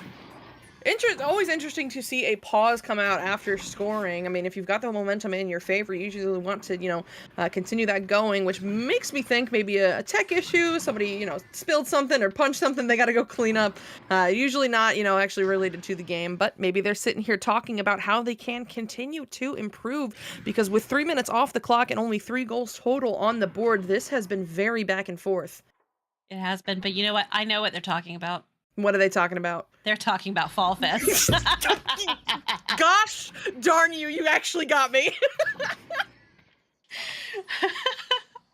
Oh my goodness, yes. As Sir Dimwee, I think the giveaway is still under construction, but you do got to talk about Fall Fest. It is, I lost it. Where did it go? Where's Fall Fest? October. It starts October 15th. We'll go with that. Yes, October 15th, featuring Pavlov Season 9 Finals, Onward Season 13 Finals, Echo North LAN, and Echo Arena Season 6 Grand Finals on Sunday, November 20th. VRML Fall Fest. You do not want to miss it. It looks like we're going to actually have an extra minute here in this timeout, so Banna, I know we're only, 3 minutes into this round, but is there anything you're seeing so far? There's something I saw very interesting. As I mentioned about the wacky playstyle that Sane Wolves have, something I noticed is that they're always ready to dribble or stack. There's always 2 players connected on both sides on their offensive, and their defense, you saw how they had 4 people in goal there, which was just very interesting. I don't understand why they did that, but I mean, it works. They got the save there and was able to get it out. And that's about all I've really seen. That's a pretty good, that's a pretty good assessment. And we've talked about changing teams' names and how it's hard to keep up. I would support a name change for Sane Wolves to Insane Wolves. I'm just saying, because that's how they play. So. Absolutely. I have been, St. Louis is a team to keep an eye on because they're the quest players, as they said in their own interview. They're new to this high up on the ladder, but the speed at which they are playing out. I mean, Benna, you hit the nail on the head. Their stack speed, and not just the speed at which they physically move. I mean, how fast they recognize transition points, get together, and start moving up and down the arena is something to be noted. I mean, Kang may have beat them going into that, for that first game, but so far, Inversion has, I don't want to say struggled, because they have not struggled, but I think they've been, a little surprised with the speed that we are seeing from Sane Wolves, forcing some turnovers that we don't normally see from a team like Inversion. No. Yeah. I don't know. I was thinking back to we were talking about there's been several conversations talking about teams and which were their favorites, and Sane Wolves was kind of the underdog here. They weren't really listed as one of the strong hitting, that people felt like they were going to be in the top group, and I don't know. Their chaotic playstyle might just put them there because people aren't used to that, and they're used to certain ways of play and certain styles, and this definitely bucks that trend a bit and gives you something to think about. They're wild. It's kind of fun. I dig it.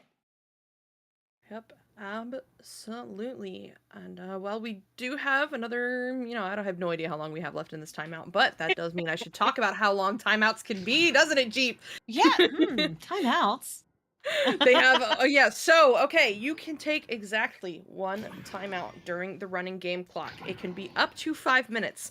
If it, the only reason it could be 15 minutes is if it is a substitution for a ping-related reason. And something that actually came up of note earlier today in another Challenger Cup match, if that pause is eligible to be extended to 15 and you think you might go over your 5 minutes, you must go tell the other team that. You cannot bait them into taking an illegal unpause. That is a no-no. But also, additionally to that one pause, you can pause it between rounds for free for up to 4 minutes. That does not count against anyone, as we do have the unpause come through. Looks like we will be getting it back into this round one here between Inversion and Sane Wolves. Sane Wolves up by 1, but here comes Inversion with a joust advantage. I'm kind of surprised they took a timeout, to be honest with you. And it had to have been a tech issue. But that's going to be Retro with the disc now, sending it down to Yuji. Yuji sends it all the way long for the goal. The three-pointer, stretching that lead by 2 points. Oh my goodness. I mean, I'm certainly hoping Sane Wolves did not just ice themselves with that one, because Inversion came out, fired out of a cannon. Yuji with the quick three-pointer to regain the lead here for Inversion. But now here comes Sane Wolves down by 2. It's going to be Camspin as the QB, looking for that quick pass over to Jax, but fighting here with that Inversion stack, just barely gets this one off to Narwhal. Narwhal looking for that cross through the mid, but oh no, off the Geo, back into his own hands, all calculated, and this time it will be cleared through. It will be, and that's going to be quickly picked up by Camspin, but loses possession there to Retro. Retro, we're going to send that one all the way back through the tunnel, all the way down into the blue bubble there. Who's going to grab it? Yuji's there first with the disc, sends it over to Phenom. Phenom sinks it in, stretching that lead to 4. Good stuff there from Inversion, continuing to pile on with the points right now. They were down by 1 just a mere minute ago, but now find themselves up by 4. However, there is plenty of time left on the clock here for Sane Wolves to answer back. Just over 5 minutes, in fact. It is going to be Camspin as the QB once again, over to Jax. Jax immediately, looking to send that one through to Narwhal. Narwhal looking for Squirt, but unfortunately bouncing off some Geo back into the hands of Inversion. However, Camspin tracking this one down, sends this one through the mid, where it will be recovered here by Retro. Ooh, what a fast stack coming in there from Inversion. Going to send that disc down to Baron. Baron getting some pressure from that stack, but able to get the disc off, and that disc is cleared into the blue zone, and Yuji is going to pick it up, sends it back across the arena to Phenom for the open 3. Oh, we got ourselves a game. And it's also something else going on in the Twitch chat. Chaotic. Oh, is it happening? It's happening, guys. The HyperX Alloy Orange's keyboard is up for grabs. We've got a giveaway going on right now. Just type FallFest, both F's capitalized, and you will be entered. However, it is limited to continental US's. Oh my goodness. Yuji, the madman, gets the read on the stack, gets the stuns, and then sinks it in for the 3. Inversion coming out so strong right now. And you know what I think it is, you know, we've talked about this insane stack speed here from Sane Wolves, and it has been absolutely crazy, but I think Inversion has recognized that if they find the gap in the stacks, you know, they find those stacks in transition where there's nobody in goal but people are zooming back and forth, that's when they strike. They have hit a number of 3-pointers here so far in this round doing that, and let's see if they continue to do so, as it is going to be Jax looking to clear this one away. That disc is free. And nope, just kidding. Squirt and was that Baron, I believe, up there fighting over that disc.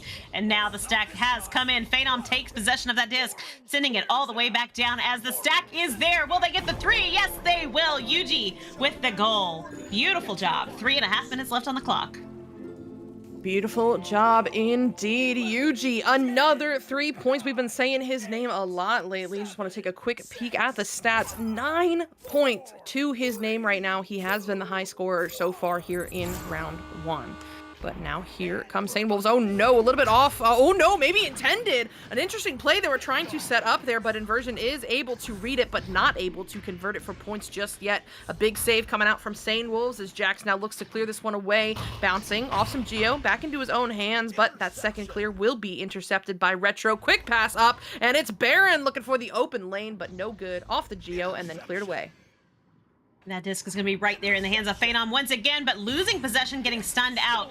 Takes it back is Baron. Baron going to send that one up to Yuji. Yuji going to send it all the way into the bubble. How close will it be? Well, that's going to be Narwhal. Picks it up instead. Nice grab there.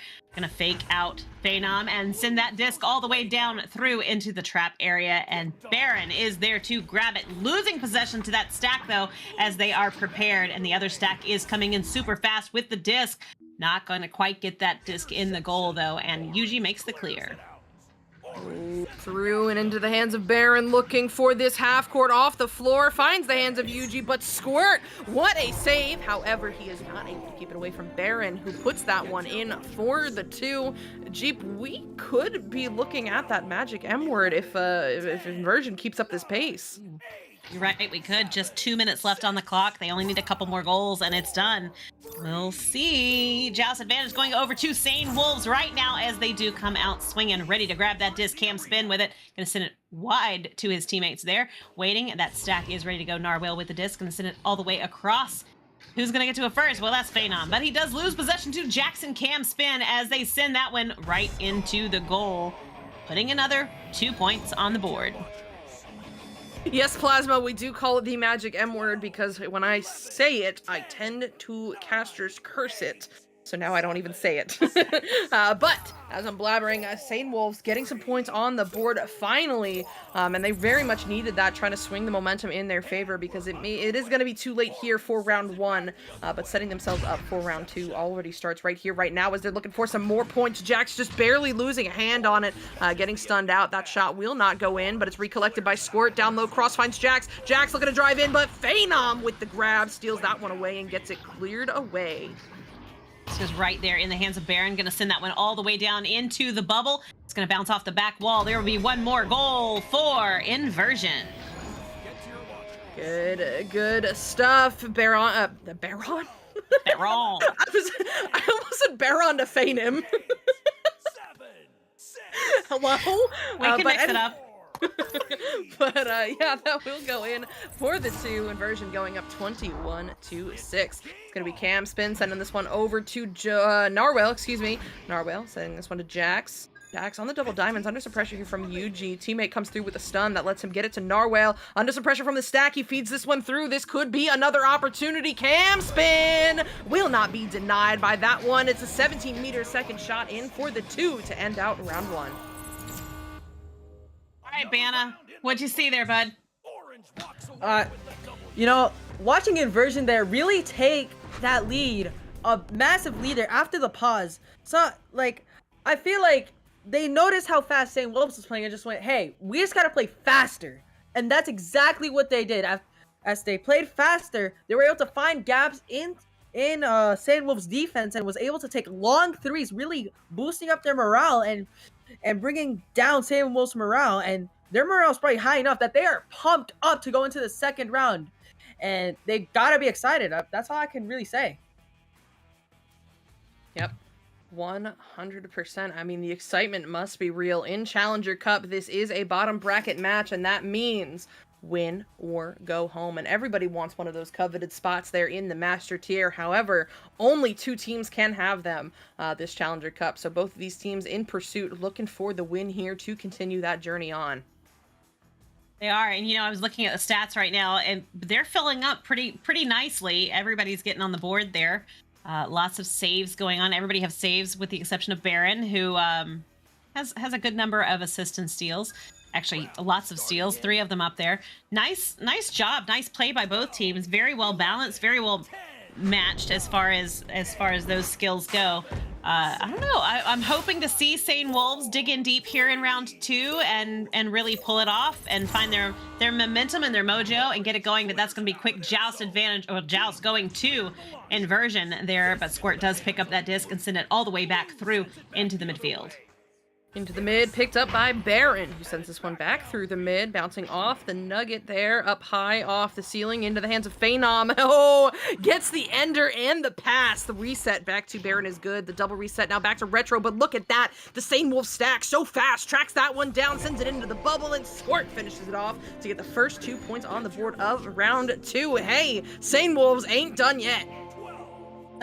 Certainly not. That's going to be Joust advantage going back over to Inversion. Kudos to Sane Wolves for getting on the board here first in round 2. They definitely want to take this round so that they can continue forward because, third rounds, I'm game. We've got time. Baron with the disc now, sending that one across the arena. It's going to go a little haywire. That stack does pick it up. Cam spin with the disc. Ferocious throw there down through the arena. Retro is going to grab it instead, though. Phenom with the disc sends that down to Baron. Baron moving into that dangerous bubble space there and going to sink that one is UG. Just going to take that tie right here. 8 minutes and 30-ish seconds left.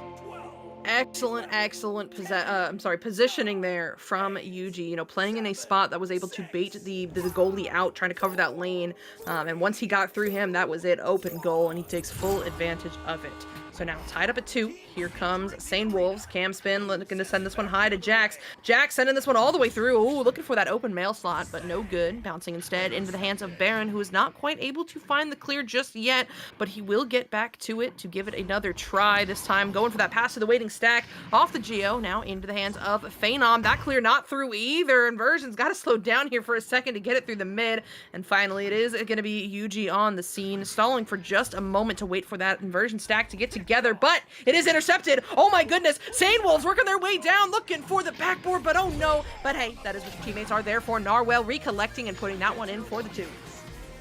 I feel like Inversion has kind of matched the play of Sane Wolves. Like they're coming out really fast and ferocious, but not quite able to control it. So I don't know. We'll see. I'm hoping for Sane Wolves to keep this momentum and to keep rolling with it. Phenom with the disc, though, going to send that one all the way down through the tunnel. Going to come out on the other side of Trap. Oh, nice grab by Narwhal, though, right there in the floor of the blue zone. That disc is going to be high. Cam spin does pick it up, sending it all the way down. Going to bounce off the back wall. That stack is there again, stretching that lead to 4. And Sane Wolves? Wow. What they're doing right now is just taking advantage of Inversion's mistakes. And I know, again, sitting here in my caster chair, it's so easy to say, hey, just do the thing. But no, really, they're waiting for those little microscopic mistakes, just those windows of opportunity to pounce. And they are so fast that they're able to capitalize very, very consistently. Look, another turnover off that missed pass. It's Narwhal lining this one up. And oh my goodness, Sane Wolves here in round 2 finds themselves up 9-2. I found it ironic that you were just saying that they capitalized on those mistakes and then they came in super fast and forced him to just get rid of the disc. And when they did, they were able to capitalize on that and get those points on. So that's going to be Joust advantage. We'll see what happens. Inversion's going to grab that Phenom, sends that one down to Retro. Retro does get it off, but it's going to turn over right there in the midfield at the stack coming in again. Wow. Same thing. Yes, absolutely. That was crazy. 9-point lead. Dude, it has been crazy. It has been crazy what Sane Wolves has been able to do so consistently in the midfield, keeping Inversion just from getting through out of their own zone right now. Now up 11-2. Let's see as Phenom gets a beautiful ender there, finally getting this pass all the way through. And hey, oh, I thought that was it. I was starting to go. Oh man, Retro, I needed that. Okay, Baron now sending this one over to Yuji. Yuji looking at that open goal, and this time he do not miss. But that is exactly what I was talking about earlier, where, you know, Inversion, the way they answer back to that is they find those microscopic windows where the stacks are in transition and they hit the open threes. So finally, Inversion getting themselves on the board with another 2. I find, wow, I mean, just watching this game, it's so interesting to see because they are figuring each other out. They're figuring out each other's play styles, and maybe they haven't faced off. Have they faced off in regular season? I'm not quite sure, but maybe they haven't. Yeah, let's check that out because I'm curious. Very curious about that, as that disc is right there in the hands of Narwhal. Narwhal sent it all the way over to Squirt on the side. Nice pass play there to Jax. Jax gonna send that one down to Narwhal, who's gonna sink another one in. I am not seeing this matchup on the history page of Sane Wolves, but it's been interesting. You know what? Honestly, you know who Sane Wolves makes me think of? You remember season 3, how crazy Anomaly was with the stacks when they had Sweet and Chocolate? Like, they're not quite at the same level of execution that Anomaly was. However, they've got the, you know, it is reminiscent of that kind of play style where they've got the double stacks going so fast that it is difficult to keep up with. And oh, as I say that, Retro having no difficulty keeping up with that one, gets there for the 2 and gets this game to within just 7 points.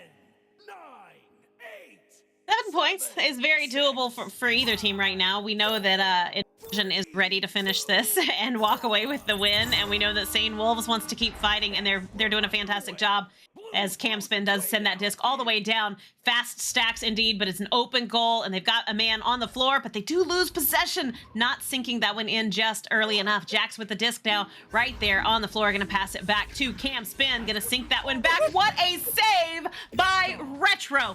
That was absolutely incredible.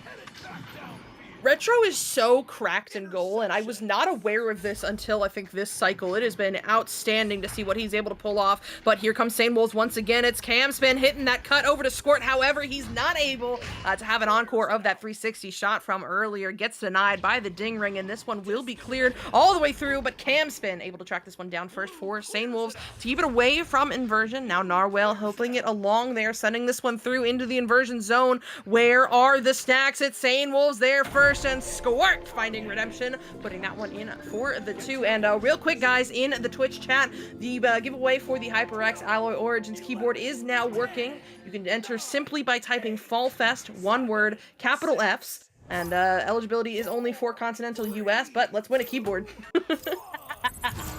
It's a fantastic keyboard, so kudos to HyperX for throwing that out there. We really appreciate it. That's gonna be Retro with the disc there on the floor. Gonna send that one back to Phenom for a nice reset, who passes it back to Retro. Retro, oh, what a grab by Jax. Gonna send that disc all the way back down through, and stacks are not coming in. There's just 2 players there fighting it out. Spraying off of those stacks there. Yuji is on the floor with the disc, trying to get it through the midfield area. There we go. That disc is all the way through and into the bubble. Will they be able to monopolize on that and get another one? Yes, they will. Baron gonna sink that one in, shrinking the lead. Inching their way back, now back within 7 points. I mean, honestly, Sane Wolves came out with a very early lead, but I mean, since Inversion woke up again, it has been very back and forth. We are now going to get into the final 2 minutes here of round 2. As a reminder, this is an elimination match. And Inversion did take round 1, so Sane Wolves needs this round to stay alive. And oh, Inversion on the prowl there in the bubble, but not quite able to make that shot work just yet. It's Phenom backing it out on the ceiling. And that disc is going to be right there into the hands of Retro. Retro finds his teammate Baron up on the ceiling. Baron crosses it to Phenom. Phenom sinks another one. It's a 5-point, 2-goal game right here with a little over a minute. What, a minute and a half left? Yeah. Yep.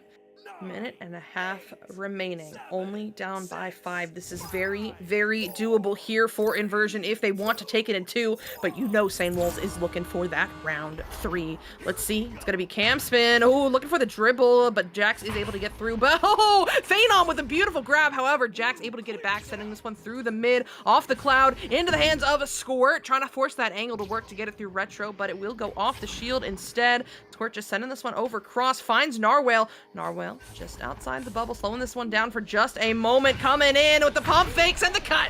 Beautiful, beautiful pass, and Jax will make that one work for the 2. That was a very nice play there, and faking them out. And I am not disappointed. You know that. 13-17 here in round 2, 21-8 for round 1. They start fresh right here, right now. It's clean. It's a clean slate. They get to move forward as if the first 2 rounds didn't even matter. Vanna, check in with us. How you doing? Okay, I feel like I figured out what Sane Wolves has been doing. They capitalize a lot on a very, very aggressive backstack and dribbles. If you threw around a lot of their points here, they were able to get the disc, get a turnover, dribble it down, and be able to get the disc right into the goal. And they are capitalizing a lot on Inversion's mistakes, getting the disc, dribbling, putting it into the goal. And that's really what they've been doing. Yep, 100%. Thank you, Banna, for that. And Sir Dimwee is getting ready to pick the winner of our HyperX keyboard giveaway. I mean, I don't know. I don't even know if entries are still open, but Sir Dimwee, who is it going to be? Winner, winner, chicken dinner. Let's find out. Will he tell us? I don't know. Next week on VRML. Cliffhanger.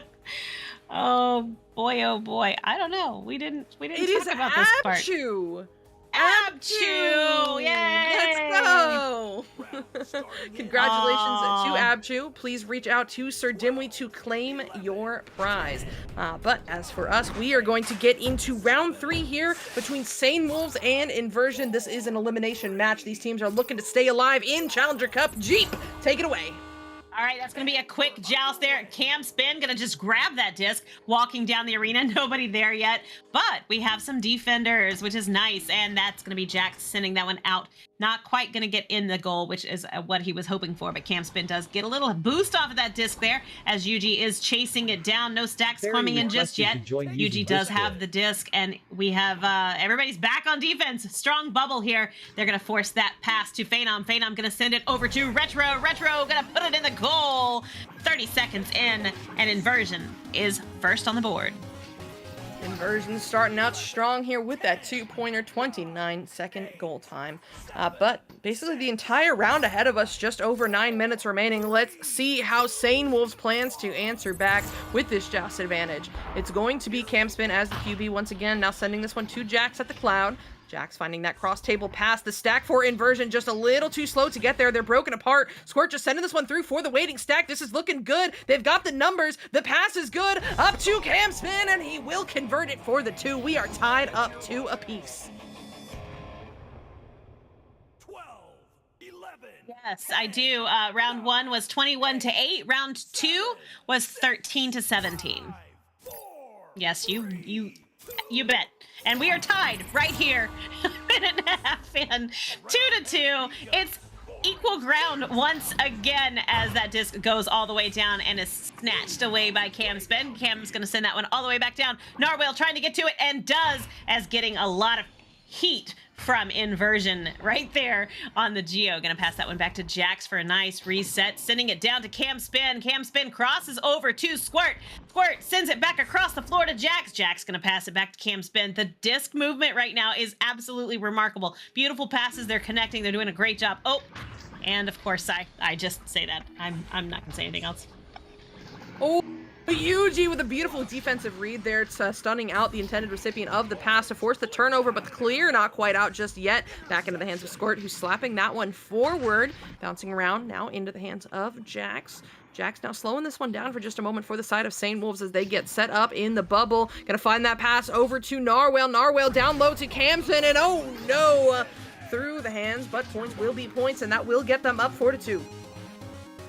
4-2 with lots of time on the clock, 7 minutes, 26 seconds. We need Inversion to respond right now with a real quick goal so we can have a tie once again and can keep moving forward as the clock does tick down. That's going to be neutral. I'm sorry, not neutral. Joust advantage going over to Inversion, and they do get that disc through the tunnel. But a lot of stunning coming in from Sane Wolves is going to result sending that disc back down, but Phenom's there to pick it up, sending it all the way off the back. Oh, what a grab by Jax there. I was thinking that one was going in. I was so excited for him, but it is not. Yep, not quite just yet. Jax picking this one up now, sending this one to Camspin. Oh, catching the goalie in transition there, sneaking it in for the 3. Sane Wolves off to a very solid start here, now up 7-2. 5-point lead here. 6 minutes, 30 seconds left on the clock. That's going to be Joust advantage going back over to Inversion. Let's see how they are going to answer that. They're going to have to really start attacking like they have been and sending that disc quickly over to Retro. Right there, Yuji with the disc, gonna shoot it. Will it go in? No. Oh, so close, so close. But close doesn't count in Echo. And that's gonna be Squirt sending that disc all the way back into the midfield, but it's not quite gonna make it through, and it's gonna be in upper trench right there as Jax sends that one back down. Still can't quite make it through. Geos are getting in the way today. Cam is going to gently send that one all the way down into the orange bubble and bounce off the back wall. Off the back wall, looking like it will be in the hands of Narwhal, who just is forced to slap this one back to Jax. Now forward into the hands of Camspin just outside the bubble, looking for an option. Opts for the reset and said, oh no, that might be a self-clear as that does go through the back liner, through the midfield. Will be recollected here by Retro. Not going to be able to line up the direct shot, so he'll go cross to Yuji on the ceiling. Yuji hits Retro back, driving this one in, stunned out goalie and takes full advantage of it. He will put the 3 in from 9 meters out and get Inversion to within 2. I love a good goalie stun when it's right at the right time and it results in a goal. It's so wild to watch, and it is so much fun to see. And I know goalies hate it because I hate it when it happens to me, but it's such an important part of the game. And you know what? It scores. And if you need the points are points. We've said it a million times. Jax now with the disc though, gonna send it across the arena into the hands of Narwhal. Not getting any pressure yet by Inversion. Just gonna walk that one down the arena. Gonna stop for a second. Yeah, break check, absolutely. Gonna send that one back down and into. Oh, we're gonna have a whole. Are you kidding? A save there. The Sane Wolf stat getting back just in time to get the slap away save, but they're not done yet. Here comes Inversion. Retro this time will not be denied. He will put in the 2, and we are going to be tied up at 7 apiece here in round 3. Jeep, is it too early to start asking for an OT? It's never too early to ask for an OT, and I'd like to make that request right now. Can I get a second? I second the motion. Okay, by the power vested in me, these teams are required to go into OT. No, jokes aside, it is going to be Sane Wolves Joust advantage. The stack sending this one through, bouncing. This could be good. No, Retro on the back line. Going to pick this one up and send it right back where it came from, through the mid, off the back wall, but the Sane Wolves stack so fast. We'll track this one down first. We're going to send that disc out into the hands of Jax, waiting right there just on the outside of the tunnel. Oh, that stack, though, overshot it, but Squirt is there. Gonna send that one, and it's gonna bounce off the shield and back up. Oh, Baron with a quick slap, gonna get that one out of Squirt's hands right as he was reaching for it. Jax with the disc now, gonna send that one down to Narwhal. Narwhal with an open goal, and that is it. 3. Narwhal, listen, Narwhal, murder is illegal, and you just did it live on stream. There's now evidence. Oh my goodness, what an ender. Identifying that open goal and making quick work of it. Sane Wolves is up 10-7 with 3 minutes remaining here in round 3. Here comes the Joust advantage. Phenom wasting no time, sends this one through to Baron. Baron taking a little bit of time here, goes for that low pass over to Retro. Retro driving in, looking for the backboard shot, stunned out goalie. That will go in for the 2. 1 point game. Oh, you know, these are the ones I love right here. The first 2 rounds weren't really back and forth. This third round has been exactly what I hope to see out of teams at this caliber of play. So it's really nice to see just a 1 point game with 2 minutes and 50 seconds left on the clock. They're going to come out wild, I'm sure. Oh, nice little play down to Camspin there. Camspin does lose possession. I mean, Narwhal loses possession, and that is going to be right there in the midfield area. Stacks are coming in as Jax gets ahead and sends that one back for a reset, possibly, as had to get that disc off while getting stunned out. speaking of stunned out, Camspin getting stunned out there by the Inversion defense. They force the turnover. The clear just barely sneaking through. Narwhale is going to get all the way down into the Sane Wolf zone. 2.5 minutes remaining. Every point counts. Here comes a Yuji, and he do not miss. We have said his name several times before, and he will get in yet another 3-pointer to get Inversion up 12-10. 2 minutes left on the clock. It is a 1-goal game. At least it's not 1 point right now. 1-goal game.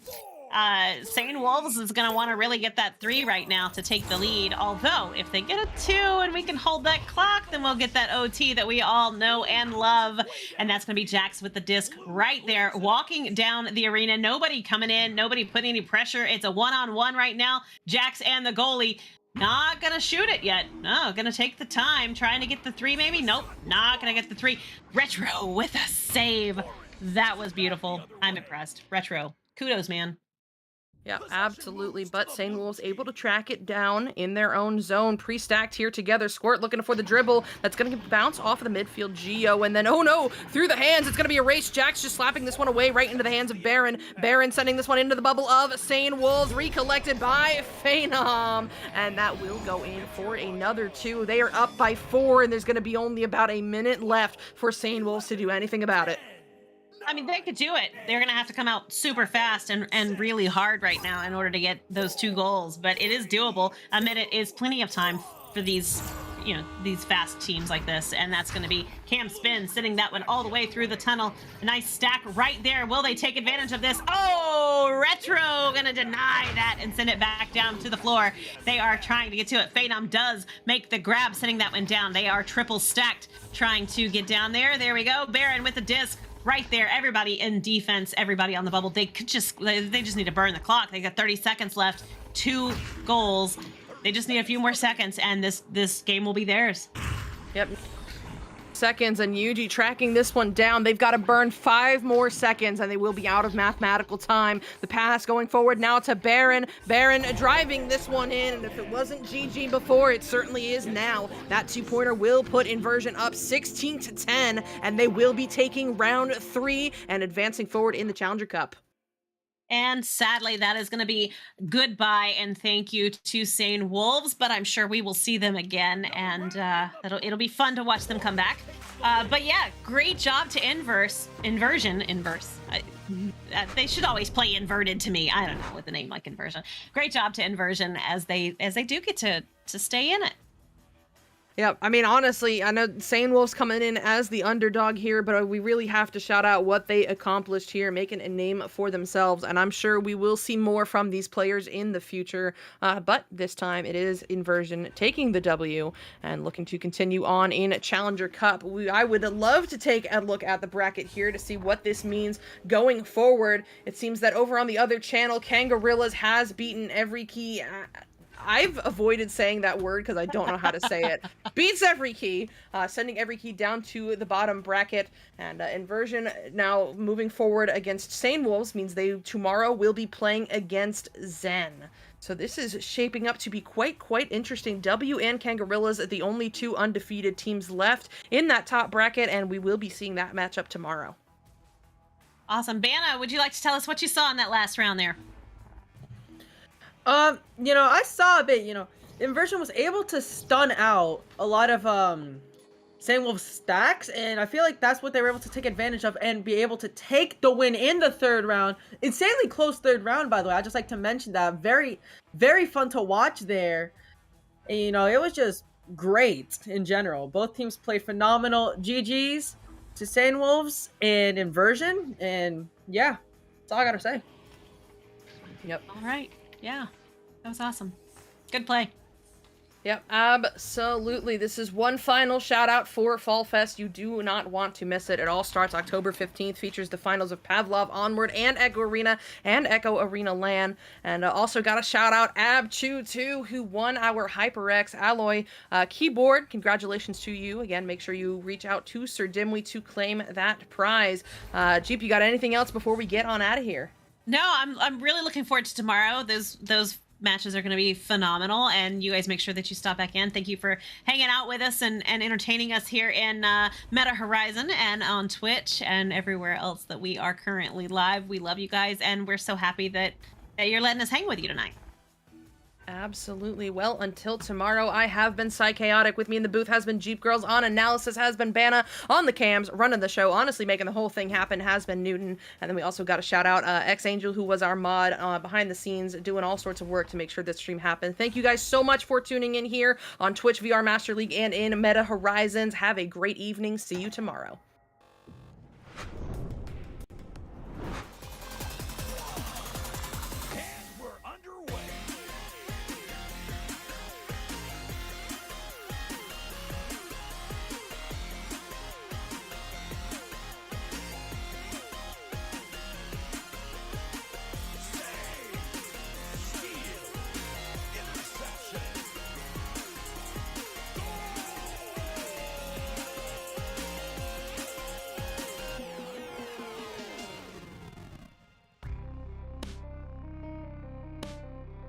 VRML Echo Arena is brought to you by HyperX, Asterion Products, Border Foods, VR Cover, ProTube VR, Rebuff Reality, and VRware.net.